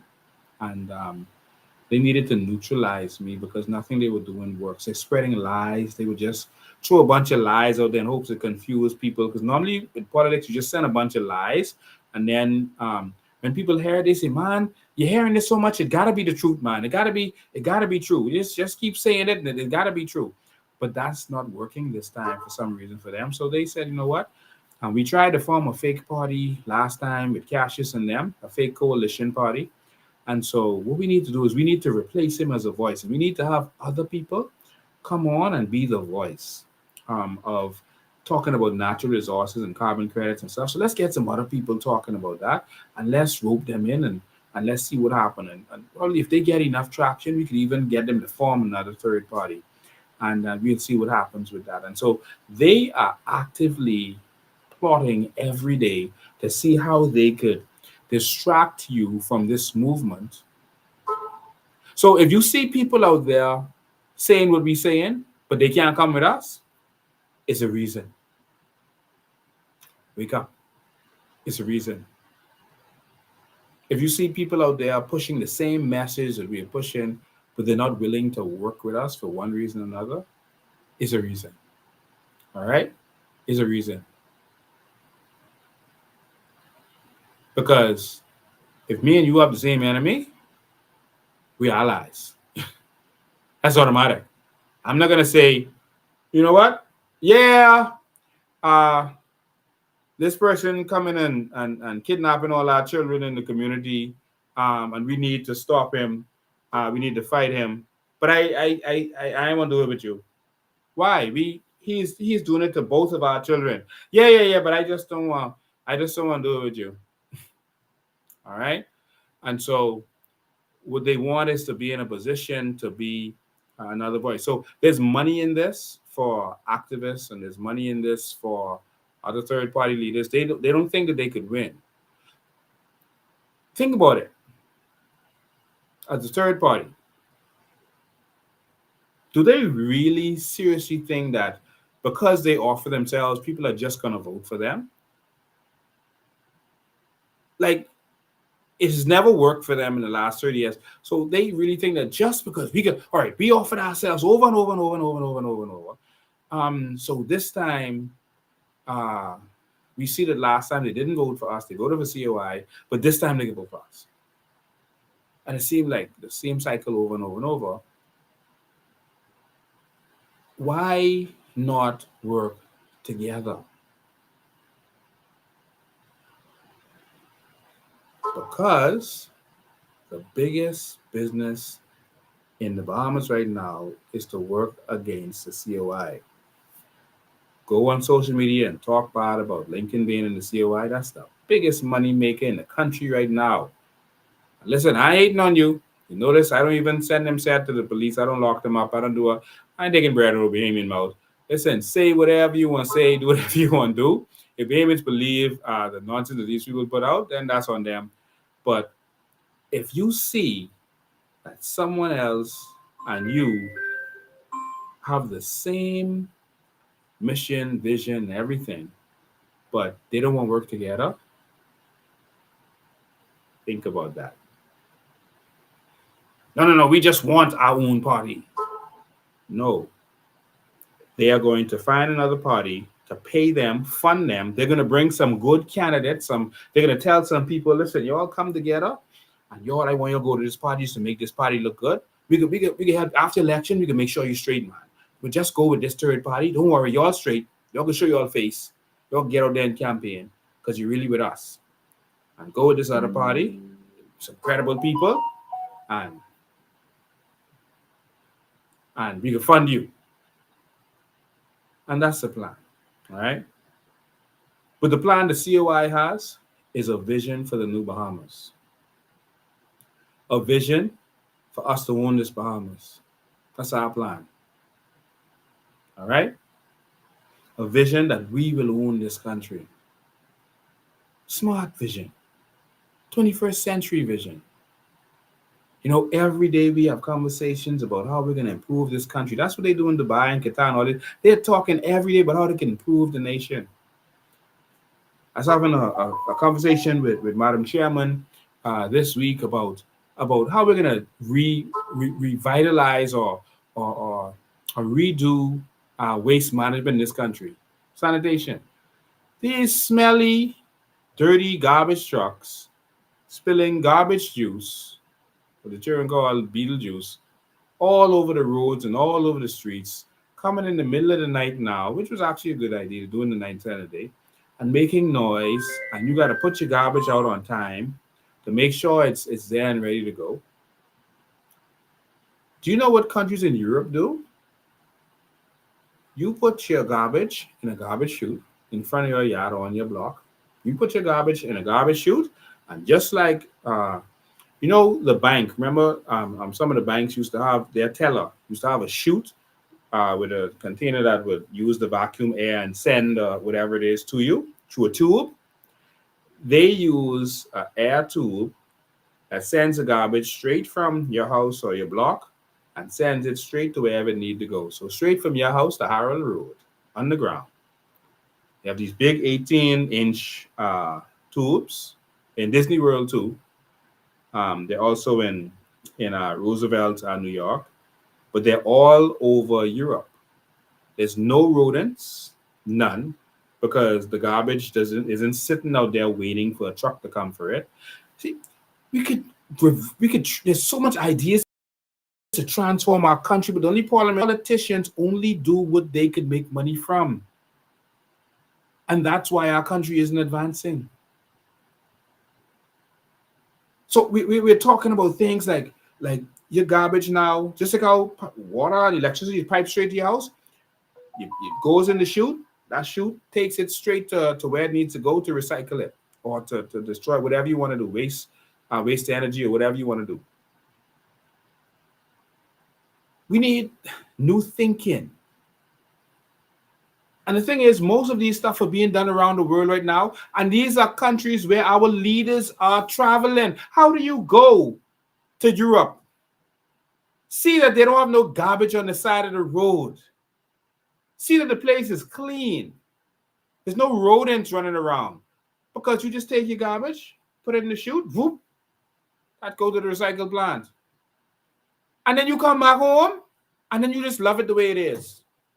But then you send pictures back of you and your wife partying and doing the step. What the song name? The African song? You doing step. Or Our PM wife, our MP, they could dance good now.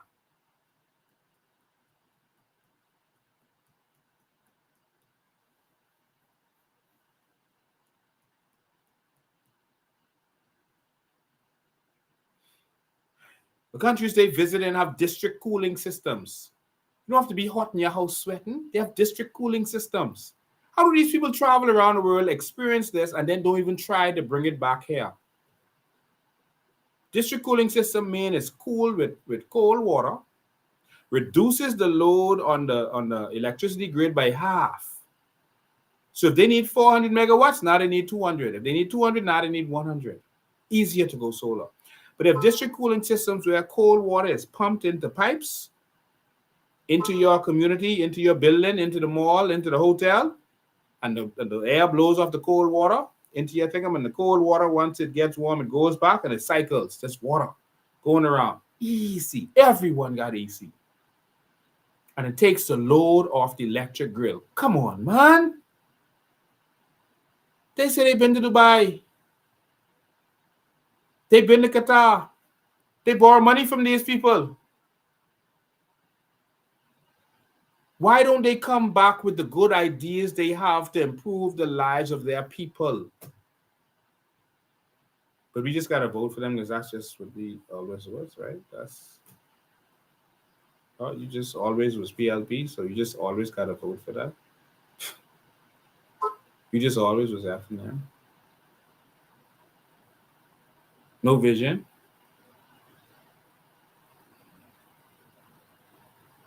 We're going to have the Ministry of Education and Youth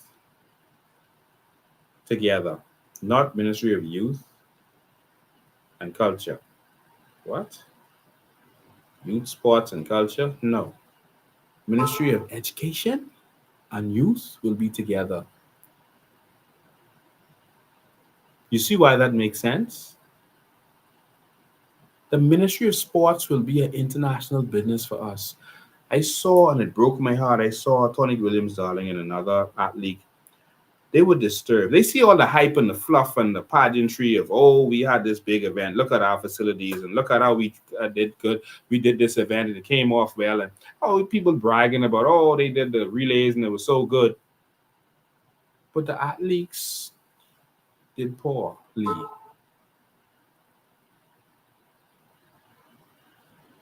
Why aren't you investing in the athletes like Jamaica does, like America does, like China does, like Russia does? Why aren't we investing in the athletes? The young man they interviewed, sorry, I forgot his name. He said, they had about 12 people or 8 people under 45. It was hard to qualify when he was running. Now it's like it's hard to find someone. In order to have more races, they had to go down to high school. And then they covered it up by saying, yeah, we're trying to give the high school people some exposure. No, y'all haven't focused on not down to high school and even lower. Y'all didn't focus on the real people. Y'all didn't invest in us. Y'all have athletes begging for money to travel while y'all balling eating caviar. But anyway, the Ministry of Tourism is going to be with the Ministry of Culture, for example. It's the reason I'm telling you all this stuff. The Ministry of Tourism is going to be with the Ministry of Culture. Why? Tourists come to your country to experience your culture. And so culture and tourism is going to be in one. Do you see why? Does it make sense? Don't worry, they're going to start repeating the things they hear me say and act like it came from them. Tourism, tourists come to a country to experience their culture. I go to Orlando for its culture. What is its culture? Amusement parks. I go to Hawaii and I want to experience a culture. I want to experience the people. When I go to Japan, I want to experience a culture. We're going to transform this nation, Bahamas. You see? We're going to transform this nation. A lot of our vision is all from last election is already on our website, but we're going to transform this. We brought you Vision 2025, and we're now transforming that to Vision 2030. And we're going to release a document that's going to have all of the vision for the future. Someone says, we need a 100-year vision. No, you can put what you intend for your city for 100 years, but you have to write it in pencil. Why? You could never predict what's going to happen in 100 years. Why? If you were in the 1980s planning for your business or your country, you could never have predicted the internet and the impact of the internet and how that was going to change the game. So if you had done a 100-year plan, you would have been thinking about how things were at the time. You'd have been like Blockbuster, not wanting to evolve, and Netflix come and take them over. See? So we're going to make it so that we have a nation and a generation of people who keep innovating. And we have medium-term plans and short-term plans in order to get us into the future. See? We're going to make it so that Bahamians have the capital to follow their dreams because you are born with something in you. But the biggest problem that you have is that you don't have the capital to make it happen. And so what do you end up doing? Working in some hotel for a foreigner. Taking a police force job like I did because you just need a job. Working in something that is not you. And that's why I wrote a book called Identity Crisis, and I challenge everyone to write it. The book transformed lives all over the world. It was a very good seller, bestseller. Go on Amazon and look up Identity Crisis by Lincoln Bain and read that book. That's what this mission is about. Raising up a nation of kings that can live their best life. I know I talked a lot tonight because I'm traumatized at where this country is going, man. Phone lines are open, 803-5995, 803-5995. Call, let me hear what you have to say. If you want to hear more of our, some of the more snippets of our vision. I keep telling y'all we're going into the cruise ship industry. We're going into the shipping industry. Wendell Lewis's very good book. I read it. Thank you, Wendell Lewis. Thank you. There's a lot that we can do. We're going to transform energy. And so I brought all of this up, 803-5995. You can WhatsApp call or you can regular call. I brought all this up because we are going into Vision 2030 and we want you to contribute. So tomorrow starting at 9 a.m., we want you to go to our website and you're going to be able to register for one of our platforms. So we're forming think tanks and we're going to have meetings, all right, in different areas. So whether it's health, whether it's youth and education, whether it's sports, and of course for the think tanks, they're going to be separated, but the ministries are going to be together. So whether it's sports or whether it's energy reform, man, energy reform is going to be powerful. Good evening, you're live. Hello, you're live. Good evening. Hello, good evening. Yes. My name is Betty Antonio. I'm in Santa Hey, Cruz. turn down your whatever you're listening to me on. Okay, I'm looking for the control now. Okay. Turn it off.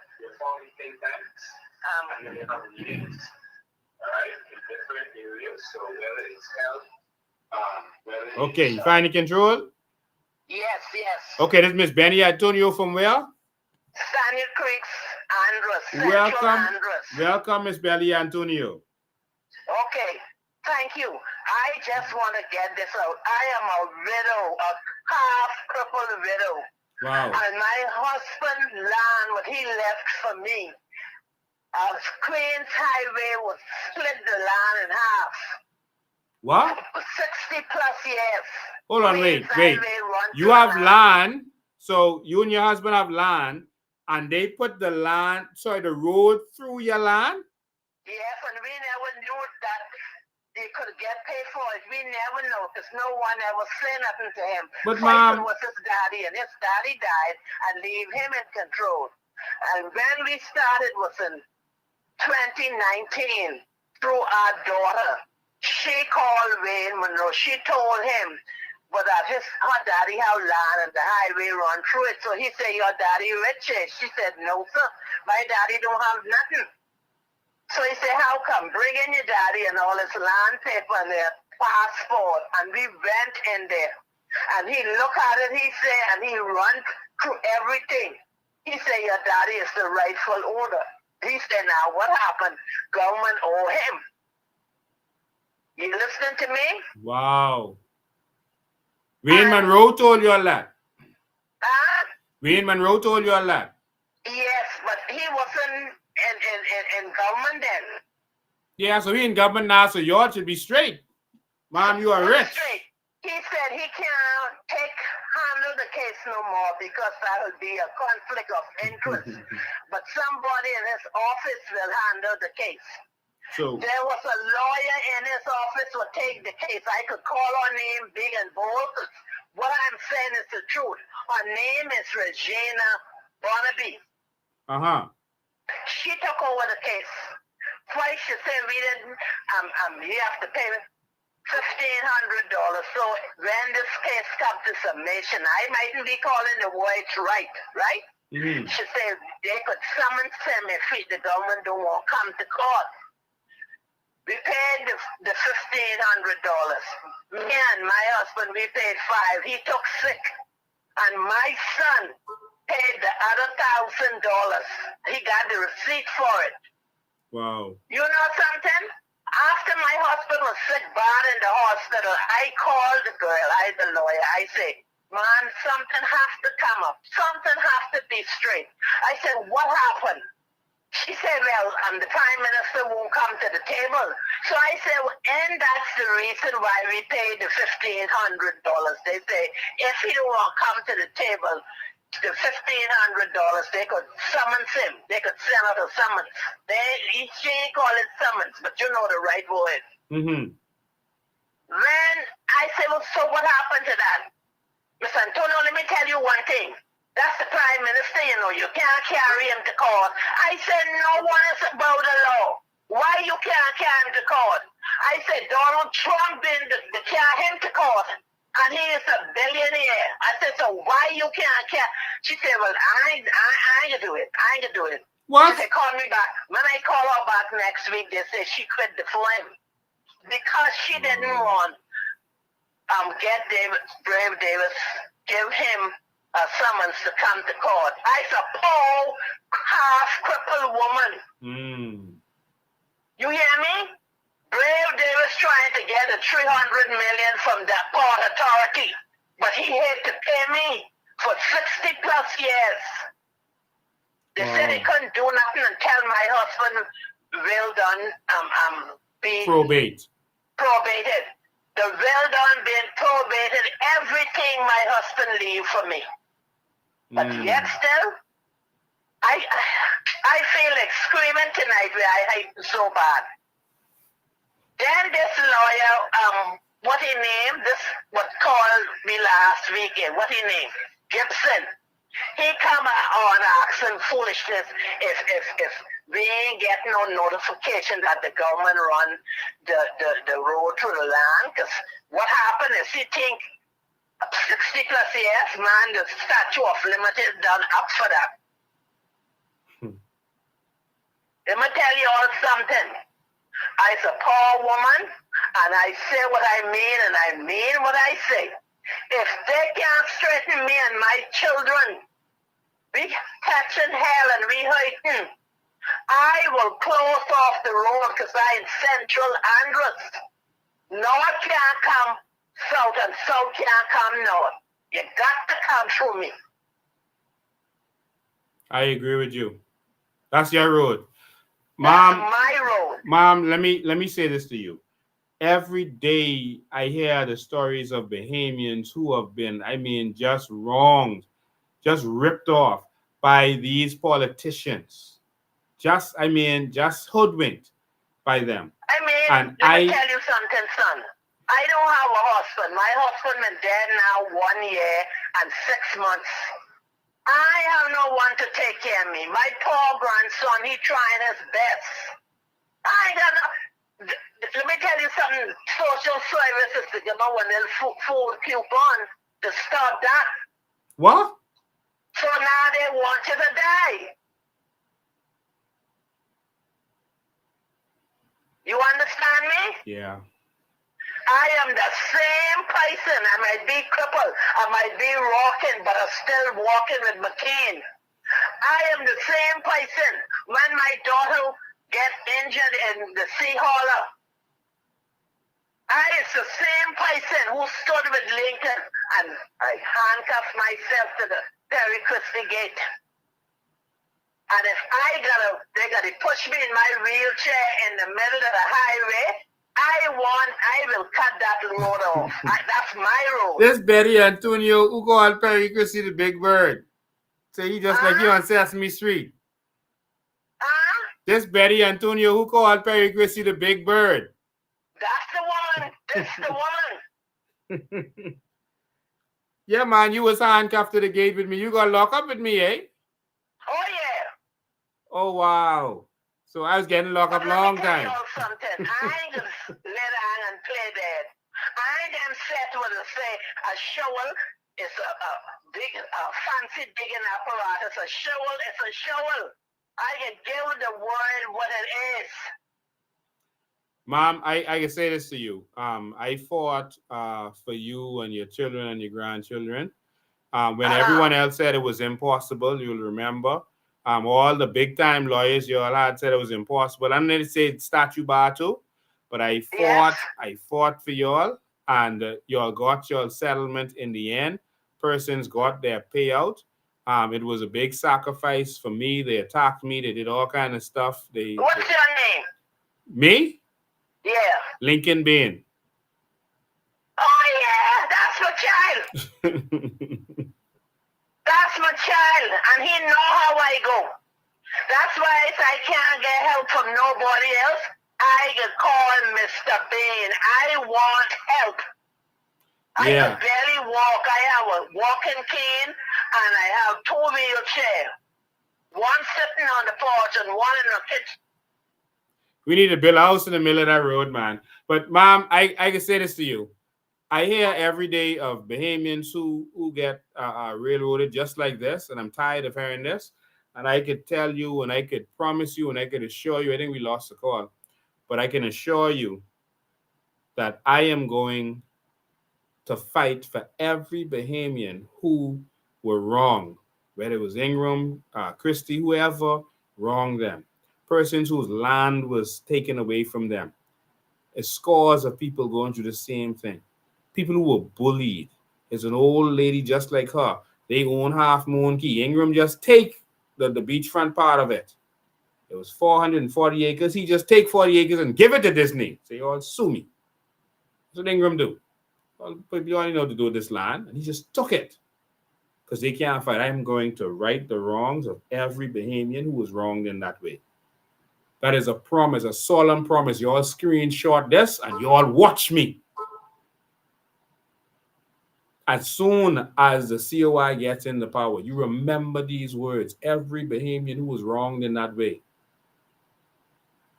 you will receive justice and your fair compensation, because this is our money what they spending up.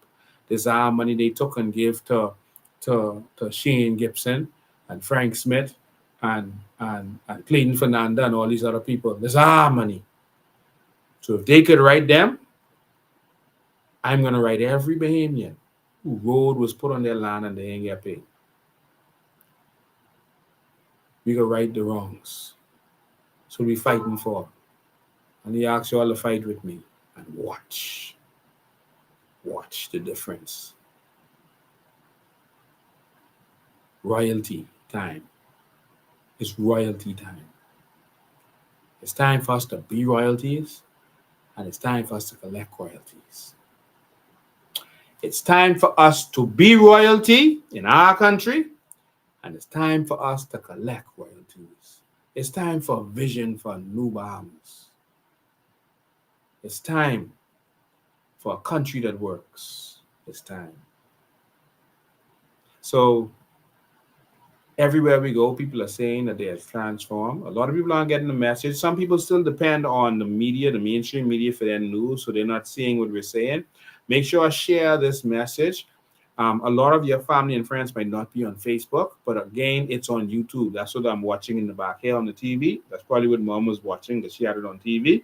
It's on YouTube. So a lot of people are on YouTube right now. All right, on the different channels. A lot of people are on YouTube. So you don't have to watch it on Facebook. You can watch it on YouTube. We have a lot of other platforms that you can watch it on. So make sure, let's get the message out. Talk to your friends and family. So again, 9 o'clock in the morning, all the platforms are going to be there. So all the committees, as we have the meeting, you're going to get a notification once you sign up, and you're going to be a part of the vision for the New Bahamas. You're going to get to experience it first before everyone, and you're going to be able to contribute. All of the great ideas is going to come from you. Not all, but you know what I mean. Great ideas come from the people. All right. So while God might have blessed me with good vision, and I'm a good visionary, I've had the chance to travel around the world and see how the rest of the world works. And there's things I want to see in our country. There's things I want to just see working in our country. And we're going to make this happen. We just need a new vision for this country. We need a vision to where sun, sand, and sea is a joke to the cloud. The clouds is the future. And the cloud is made up of servers and computers and chips. And guess what? Those chips are made from sand, something we have a lot of. So not only do we collect sand that will go on beaches to make sure that Florida and Jamaica and the rest of them can maintain their beaches, which they will spend millions of dollars every year to do. One beach in Florida spends, I think, $17 million to keep their beach, because the sand just keeps going out and coming back in. There's so much to talk about.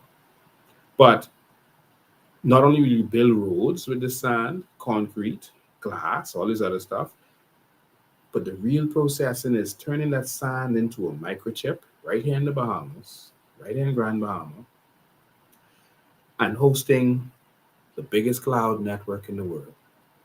Having an island dedicated with powerful internet, dedicated to the cloud, where companies and armies and the Pentagon and everyone from around the world, they need cloud storage. Everything is in the cloud now. Your phone is in the cloud. Everything is in the cloud. They're going to get it from us. So just like a few years ago, China stood up and said by 2025, they're going to catch up to America with artificial intelligence. That's what they said. The president stood up. He stood up and said, we are going to catch up with America by 2025, and we're going to lead the world in artificial intelligence by 2030. And they've caught up early. I'm telling you that if we have a vision for our nation, we are going to have cloud that is powered by solar and by hydro from our oceans. And we keep the clouds cool by having them underwater. We need vision. Sun, sand, and sea and cloud. Sand is the microchips, it's the future. The sun is the power that we're going to sell to our neighbors. Oh my God. Vision. I can sit down and talk about vision for hours. And that's what we're going to do. We're going to have some sessions where all of you are going to be able to join me for these vision sessions. And you're going to be able to contribute. Oh, the two phones ringing. I'll answer this one first. Good evening, you're live. Good evening, Lincoln. Good evening. Good evening. Just hold the line one second. Go ahead. Lincoln, I just have a quick question.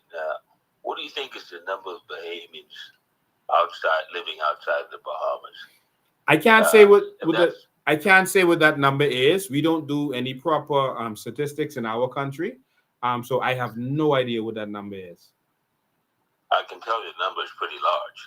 Yes. If you take just the South Florida area, yes, there are tens of thousands of Bahamians living in this area. And now in Canada. And we all want to come home, but we want to come home to the new Bahamas. You are going to come home to the new Bahamas. Help us get there. Support us. Come back and vote. And we want a country that you can come home to and that your children can come home to. I'm tired of our families being split up. Our children are leaving. The brains are leaving. Let me just say this quickly, caller. And this distresses me every day. They tell us to educate our children, educate ourselves, and our children are educated. And then they go away and then they come back and they tell them you're overqualified. So they push our children out of the country and they're being replaced by the children and the low cost labor of another country. And so the brains is going away of our country and then they're replacing us with low cost labor. And eventually the older people are going to die out. Our children are going to be in another country and we are going to be replaced. As we get older, our children would normally take care of us. But guess what happens now? Our children are in another country. They can't take care of us. They're gone. And so we are being replaced every day because our children are being told they're overqualified. Lincoln, I asked that question to lead you to the point that we don't really have a numbers problem. If we get more Bahamians home, we can solve our numbers problem right away. Yes. Now, I want to put another point on the table.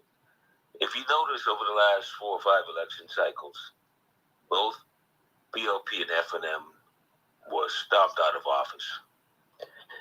They, with all of their loyal supporters, every time they're only able to hold on to less than 20% of the seats. Mm-hmm. That suggests to me, Lincoln, that the majority of the Bahamian voter public are not aligned with these parties. They are, in fact, independents. When they vote, they're not voting for to support a party. They're voting against the government. This is true. So we need to identify who these independents are because they are the majority and ask them for their support. That's what I called to say tonight. Thank you. Thank you, man. I appreciate the call. I love talking to intelligent people. And we have some talented Bahamians all over the world who are going to come back and build the new Bahamas. We are going to build things that's going to make all of us proud. All right. And we're going to have some events where we're going to release each of our platforms and vision that we've discussed. And allow the Bahamian public to see the vision in visuals, etc. Good evening, you're live. Yes, good evening, Mr. President. How you doing? I'm doing fairly well. Good night, Bahamas. Good night, COI. Good night, independent voters. You know what? It is so sad when there are young Bahamians who are saying, listen, they don't want to vote because it makes no sense. And the thing is, you have foreign nationals coming into your country. They're getting all the documents to vote. I would say to all Bahamians, if you don't vote, the migrants are going to take your place. Yeah. It is shameful in our country what we're seeing today. And the thing is, the Bahamian people are woke, They are awoke. They are awake. But here's some questions I want to ask the Bahamian people. We live in an archipelago of islands, and we don't even have one helicopter. The Bahamas government don't have one helicopter, nor defense force, nor police force. You mean to tell me in the Bahamas we don't have the official prime minister's check? That should take his entourage, the pilots, and attendants on the plane. You mean to tell me we don't have the prime minister's mansion, the official house? That means they stay in their houses to get all the benefits from our treasury, to upgrade their homes, the best security, the best bathroom fixtures, the best beds, and everything in their home. And when they leave office, they get to keep it with taxpayers' money?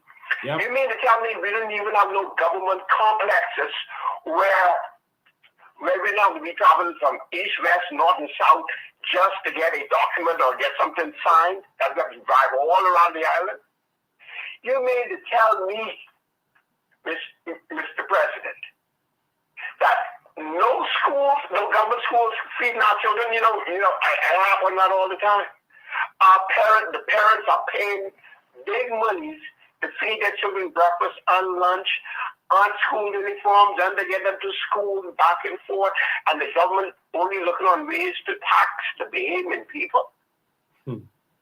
You mean to tell me that VAT tax, that senior citizens cannot be exempt from paying VAT tax for their food and adult diapers and you mean to tell me it's a shame that women in our country, we have women in Parliament, the Speaker of the House, Pierre Glover, Jobek Kobe Davis, the career politicians of Glennis Hannah Martin and Loretta Butler, they're sitting up in Parliament and they're not defending the women, that the women are paying VAT tax for feminine products in the Bahamas and they don't pay it in England. Wow. It's a shame. It's so much everything, and that the government is renting buildings from persons like, say, the immigration office, the immigration department. Who that building belong to? The Treasury office, who that belongs to. Well, they're cronies, that we don't have our own buildings on our own crown land, that our government cannot build nothing, that everything has to be drained from the Bahamian people. And I like what you said, and I'm reminded, you know, when we come back from school, come back from college and universities, and they say, oh, you're overly qualified. Mr. President, Lincoln Michael Bain, we are standing with you. No longer PLPs, no longer FNMs. We're standing to save our country, and I'm asking all Bahamians to stand with you as you fight for us. God bless you, my brother. Thank you, man. God bless you too. You know, it's so ridiculous. We have, when it comes to our politicians, you know, we've lowered our standard. They are now bragging about getting $290 million from the Chinese, and they're pushing it as a hospital. When it's really a maternity clinic, they're going to spend $290 million on a maternity clinic. All right? On a maternity clinic. So they say it's those women and children. It's not mostly Bahamians having children, so I don't know who it's the benefit. I know it ain't us. I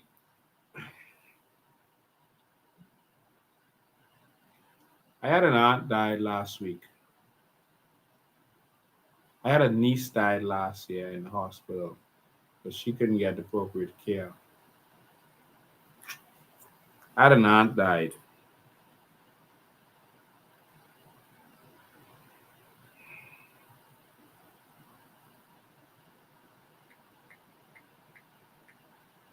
She sent a message to a family member. She sent a message to a family member to send to me to say she wanted me to come. They didn't get the message to me in time because she felt she's going to die in the hospital, and she did. I want to play her last. This is her last message she sent out. It was an appeal for me to come. I didn't even know she was sick or what was going on. But she was on dialysis and was having problems in that dialysis center. There's a fellow that calls out GNN. I want you to give me a call because it's time for us to deal with that situation. You know what I mean? This was my aunt's last message. She sent out a cry for me to come see her at the hospital. Sophie, tell Lincoln I won't see him. Yeah. I mean, I tell him nothing but, yeah, but you know, I need to see him. They're getting worse. Yeah, when I've been in dialysis. Yeah. Yeah. Same one will almost kill me. Yeah. Oh, Lord. I can't take no more. Please tell Lincoln come to me. To the hospital. I medicine for or the old is. Yeah. Yeah, I think she meant female surgical.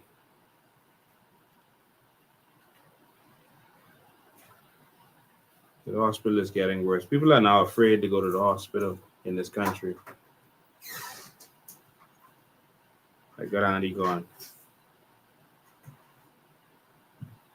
Same hospital. Same hospital. My daddy couldn't find a hospital bed in. My mommy couldn't find a hospital bed in. Good evening, your life. Mr. Ben. How you doing? Good night. I wasn't gonna call you, you know. I wasn't gonna call you, brother. But when you talk about dialysis, I had to call you. Wow. No, I had to call you because me and you going through the same thing, brother. My uncle just died 3 weeks, but 4 weeks ago, and then now still dialysis patient. And the way they treat my uncle is inhumane, my brother. Robert Johnson. I hope the whole Bahamas hear this name. My family knows exactly what's going on. My aunt has everything on the way they treated my uncle. Same thing, you know, dialysis. So you ain't selling no dream, and you ain't talking no nonsense. You're talking the truth. Yeah. They kill him. That dialysis, that hospital is a mess. You hear me, Mr. Ben? A mess. You understand? They could build the most proper hospital in the world, my brother. But if they don't have the people up there who love and who's concerned about the Bahamians, we can die in there. Yeah. Why you think the politicians leave this country and go abroad for healthcare? They're destroying us, and guess what? Bahamians can see it when it hit their doorstep, my brother. Have a pleasant good night. Good night to you, my brother. And have my deepest sympathy. Bahamians are dying when we don't have to. They're dying on the streets. Our young men are picking up guns because they're being replaced with their jobs. And Bahamas, let's fight. Let's fight. Let's don't give up. Let's fight. I've been attacked, beaten, dragged. I've been lied on. I get lied on a daily basis. There are people paid to lie on me. I've been a victim of the police force in this country. I've been a victim of the court system in this country. They're going to vilify me because I stand in the gap for you. But don't let them celebrate building no maternity hospital. That's a fail. That's a massive fail. $290 million for a glorified clinic. That's a fail. Brave Davis, if that's what you're all billing, you done fail. Call election. You see, the PLP and FNM are working together. And what they do is they don't give you what you need. They make you suffer. So that whenever they give you a little crumb, you just appreciate that so much. See, at least this one do something for me. See, and they just changing the face of who's in charge, so you don't see the real problem. And so they take 80 years to give you a hospital, and then when they finally give it to you, you see that one as a hero.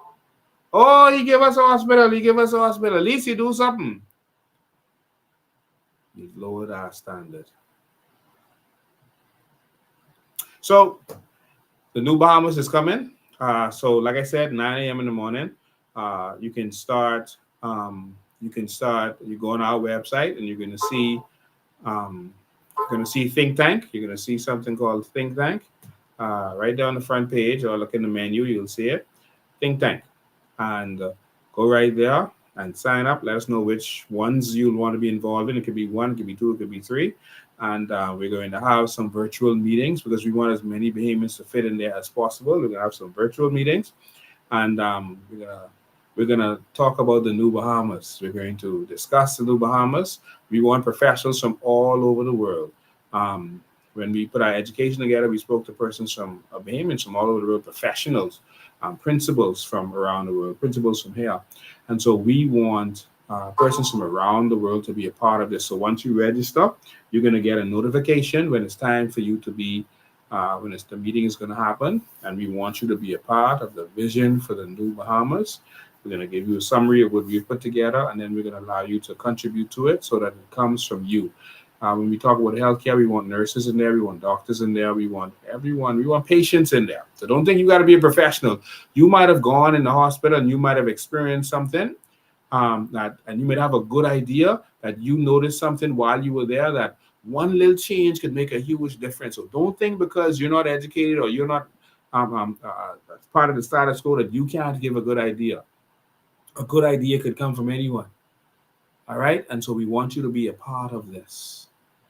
All right. So let's get this going. So some people want us to hit the streets and they want us to protest. And no. We want to, 1, start planning the New Bahamas. 2, organize and structure our party. Please join us. I'm on our website right now. You can join different committees to help us out if you're a member. Please join us. Help us walk. If you want to be a volunteer, just send a text to 804-4264. If you want to help us walk the streets, we're going door to door, and we're going to need your help getting that done. And we're going to have a New Bahamas. All right. So thank you for tuning in. Thank you for calling in. Thank you for your text. I know I didn't get to read all of the text. I'm so sorry. But we're going to have the change that we need. I'm looking forward to having these conversations about the vision for the New Bahamas and releasing the vision for a New Bahamas. I'm tired of settling. I'm not settling anymore for old Bahamas. We need new vision. I got one more caller. Let me just take this caller and then I'll end. Good evening, you're live. Yeah. Good night, Mr. B. What's going on? I'm good. You're my last caller. Yeah, the last caller moves me, But the thing is, I've had a close friend died waiting on dialysis, right? But I before you close out the show, I don't know how much time you get, but I just wanted to mention this, right? The thing is, this is affecting everybody, all the taxpayers. You understand what I'm saying? Yes. So now, what is hurtful is the fact that the availability, affordability, and then what is also confusing, the time you wait on elective surgery. You understand me saying, Mr. Bear? Mm-hmm. So then, I had a simple hernia, okay? And so, I didn't have 10 grand available right there and then. You know what I'm saying? So everybody have to do a fundraiser, whatever it be, right? So you have to contemplate where to go, in the Cuba going somewhere. So whilst you're waiting, I got this exercising, So I'm fit. So what I'm saying is, imagine people who waiting on other surgeries more catastrophic, right? Then you turn around, and the time that person is waiting, the condition is getting worse. You understand the chronology? Yes. And then, so when you do the surgery, you have other complications that the doctors didn't warn you about because maybe you were just concentrating on the dietary part of your staying healthy, right? But then when you educate yourself and you have a dialogue with a physician, and then after the post-surgery, you have to go through things like ultrasound and other things, expense, because the healthcare wasn't available and the condition was allowed to get worse, right? Mm-hmm. So this is a real problem. And so it's counterproductive. In turn, it's more expensive on the government. It's more expensive on the patient. So I'm a patient who's able to afford this, not willing to get things free from the hospital. But what I'm saying is they gave me a sheet, but they tell me they'll call me because they couldn't give me a date. So it was like it's a while that I waited. It was really long. It's inglorious for me to even say, right? But, I have children at a ripe age. So what I'm saying is, like I said, I didn't have the 10 grand cash right there and then to do on that specifically because you had to pay to go private. You had to pay for the surgery, pay for the anesthesia, pay for all of the other little supplementary. You understand what I'm saying? Wow, yes. So if you don't have, what I'm saying is, to all the fools and the political fanatics and the imbeciles, right? I got to say these words, Lincoln. Yeah. What it means is if you don't have 10 grand cash, go dead. So affordability is, a lack of affordability is a way for telling all the fools on the plantation that these jokers don't care about you. So I look, sometimes they get on the radio, when I say all man go lay down and really give up the ghost, whether he give it up or not, right? And so I'm not sorry for anybody, but I like to send a condolence out to Loftus Roker still and his family. Great man, kind of very eccentric. It's different. I don't know if he could, those are dying breed. You understand me? But yeah, in the long run, I thought 88 years was a good run. We would have liked to see him reach 100, just for the haters and the critics, right? Yeah. But I thought 88 was a good run. People like us, I don't know who can see these ages, but the dog food we're eating, the influence of capitalism and just the mindset of the population. is really sickening. So the hospital is going to be getting filled up. I'm seeing children eating sausage and rice for breakfast with soda and chip and all these different things, going to school, and they're allowed to sell anything around the schools, but nothing is being done. But see, I'm sickened, really and truly. Every talk show should have a health program on every week just for 2 hours, because I mean, we all going to be going to the hospital, and the young people going to be going faster. I've seen people 20 years old with ulcerative colitis, etc. And a lady being on the other day is a 17-year-old with boys' blood vessels from diabetes. Wow. You know, the mother probably is eating foolishness from us in the stomach. What I'm saying is our ignorance, our lack of vision, our lack of knowledge, and our contempt and disrespect for one another will be our downfall. That's all I can say, Mr. Ben. Bless up, keep it up. Wow. Give thanks. Yeah, man. Yeah. So, ladies and gentlemen, that's the last call I could take. I just wanted to say condolences and deepest sympathy to one of my best supporters, Miss Kayla Ferguson. Miss Kayla Ferguson has been there for me. I remember when I was campaigning. She's a reformed PLP. Now she's saved. She's just PLP all her life. And the last election, she supported us. She was tired. And I remember at one point during the COVID thing, everyone just about in our party fell ill and got COVID. And 2 people were left to be there with me. I had to carry the party basically on my shoulders because no one even knew that everyone else was sick. I had to go to the headquarters every day. Everyone got COVID. Some of the people they were close to death. We thought we were going to lose them. And there was a man called Ben Fox who was there with me at headquarters every day. He would come out and risk himself just to keep my company and be there because everyone else was sick. I didn't catch COVID. You know, I hugged people, kissed people, and God just protected me. And Ben Fox, he passed. He got COVID and he died. And that tore me apart. That really hurt me, you know. He came out to keep my company. He got COVID and he died. I can't say where he got it, but and then there was another person called Kayla Ferguson, and she would come to make sure I had something to eat, you know, make sure, you know, I had one Snickers or one O. Henry or one Vitamalt, or she would overdose me with Vitamalt. To make sure I had the energy to do what I needed to do and to keep up. And I just want to thank Miss Kayla Ferguson. But Miss Kayla Ferguson lost her son. And I want to give her my deepest sympathies on the loss of her son, Mr. Charles Ferguson Jr. He was the man killed by police recently. And there were some different stories going out with that. First, they were in a car and the driver shot at someone and they shot, the police shot, the driver shot at the police and the police shot back and killed Charles. Then the next story was Charles was walking around in Gambia. I don't know how you get from buying with the Gambia walking around, but there's so much different stories. I don't believe these stories. But in any event, he was killed by the police recently. And I just want to give her my deepest sympathy on her devastating loss. And we will definitely keep our family in our prayers because we know it's a devastating thing. I also want to give my deepest sympathies to the family of another COI warrior, Darissa Cox. Darissa Cox got all her family involved. She's from the Anglican community and she died. She supported us last time and she's supporting us again. She's a strong supporter, held us up, and she has passed away. Also kidney. She had a similar experience. She didn't last 2 weeks on dialysis. It just didn't work out for her.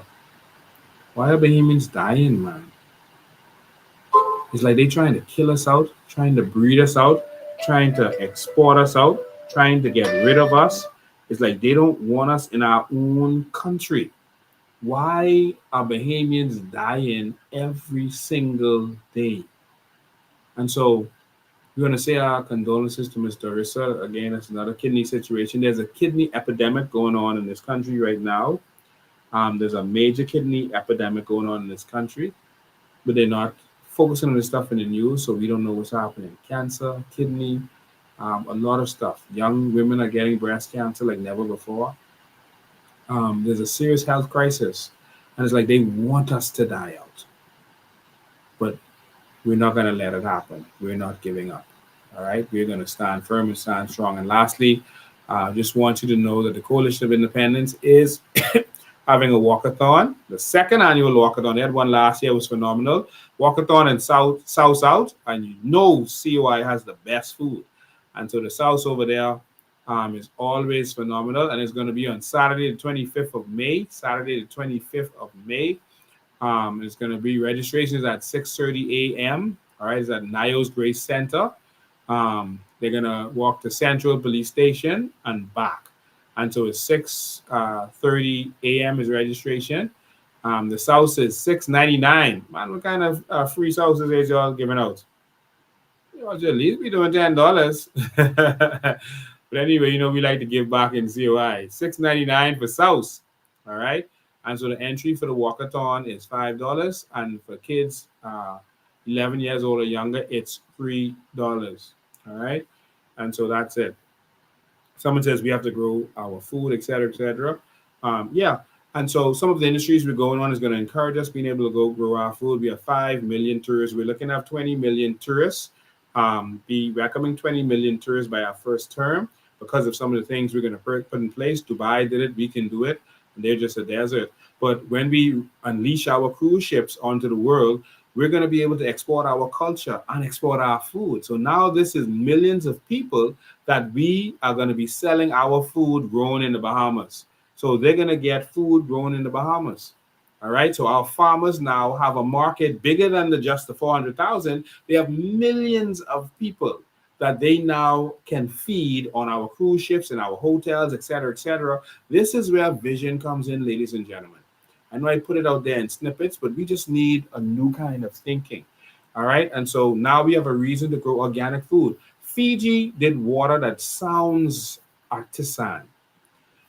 How good does it sound to have organic food from the Bahamas, from paradise? It sounds good. Just like Fiji water sounds good. California raisins made sense. Remember? Because California has sun. So we have paradise. You have food grown organically in the Bahamas.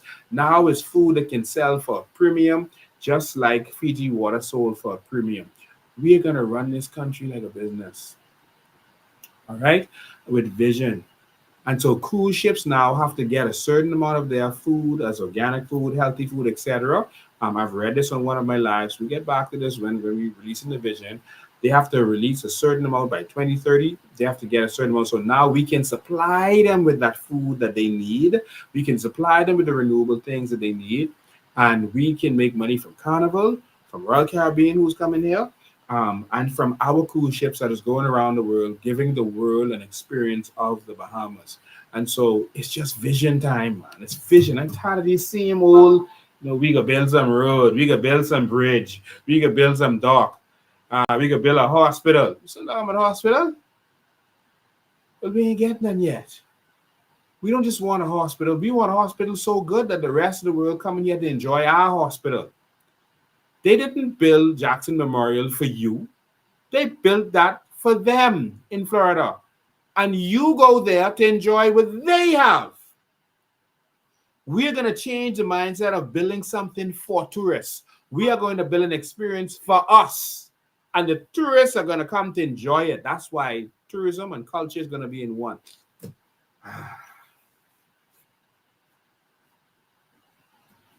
Say that the trolls stealing all ideas. Let them steal it. The children now getting breakfast because they heard the COI talking about that. But they only do it in a couple of schools and making it seem like they did something big. Because we said we're going to give breakfast and lunch to our children. Every day. The children in the States get it. Why we can't do it? We're going to feed our children. They ain't going to be hungry. They can eat that if they want to, or get their own food if they want to. But the food, healthy food, will be there for our children in the schools. All right?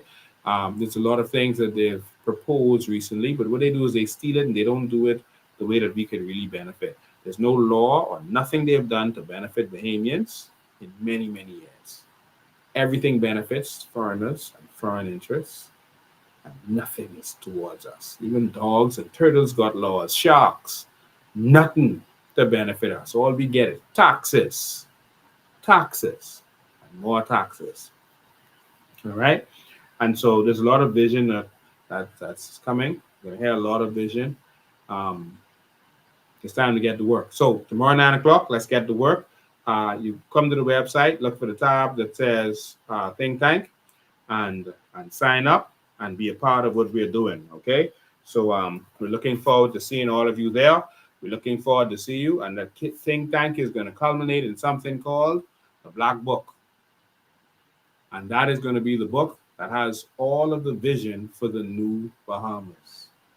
The vision is going to take us from third world nation to a first world nation, a developing nation to a developed nation. It's going to take us to the new Bahamas, built by Bahamians for Bahamians with foreign labor. Thanks for tuning in. We'll see you next time. And leave you with a couple little videos to remind you of where we could be and where we will be.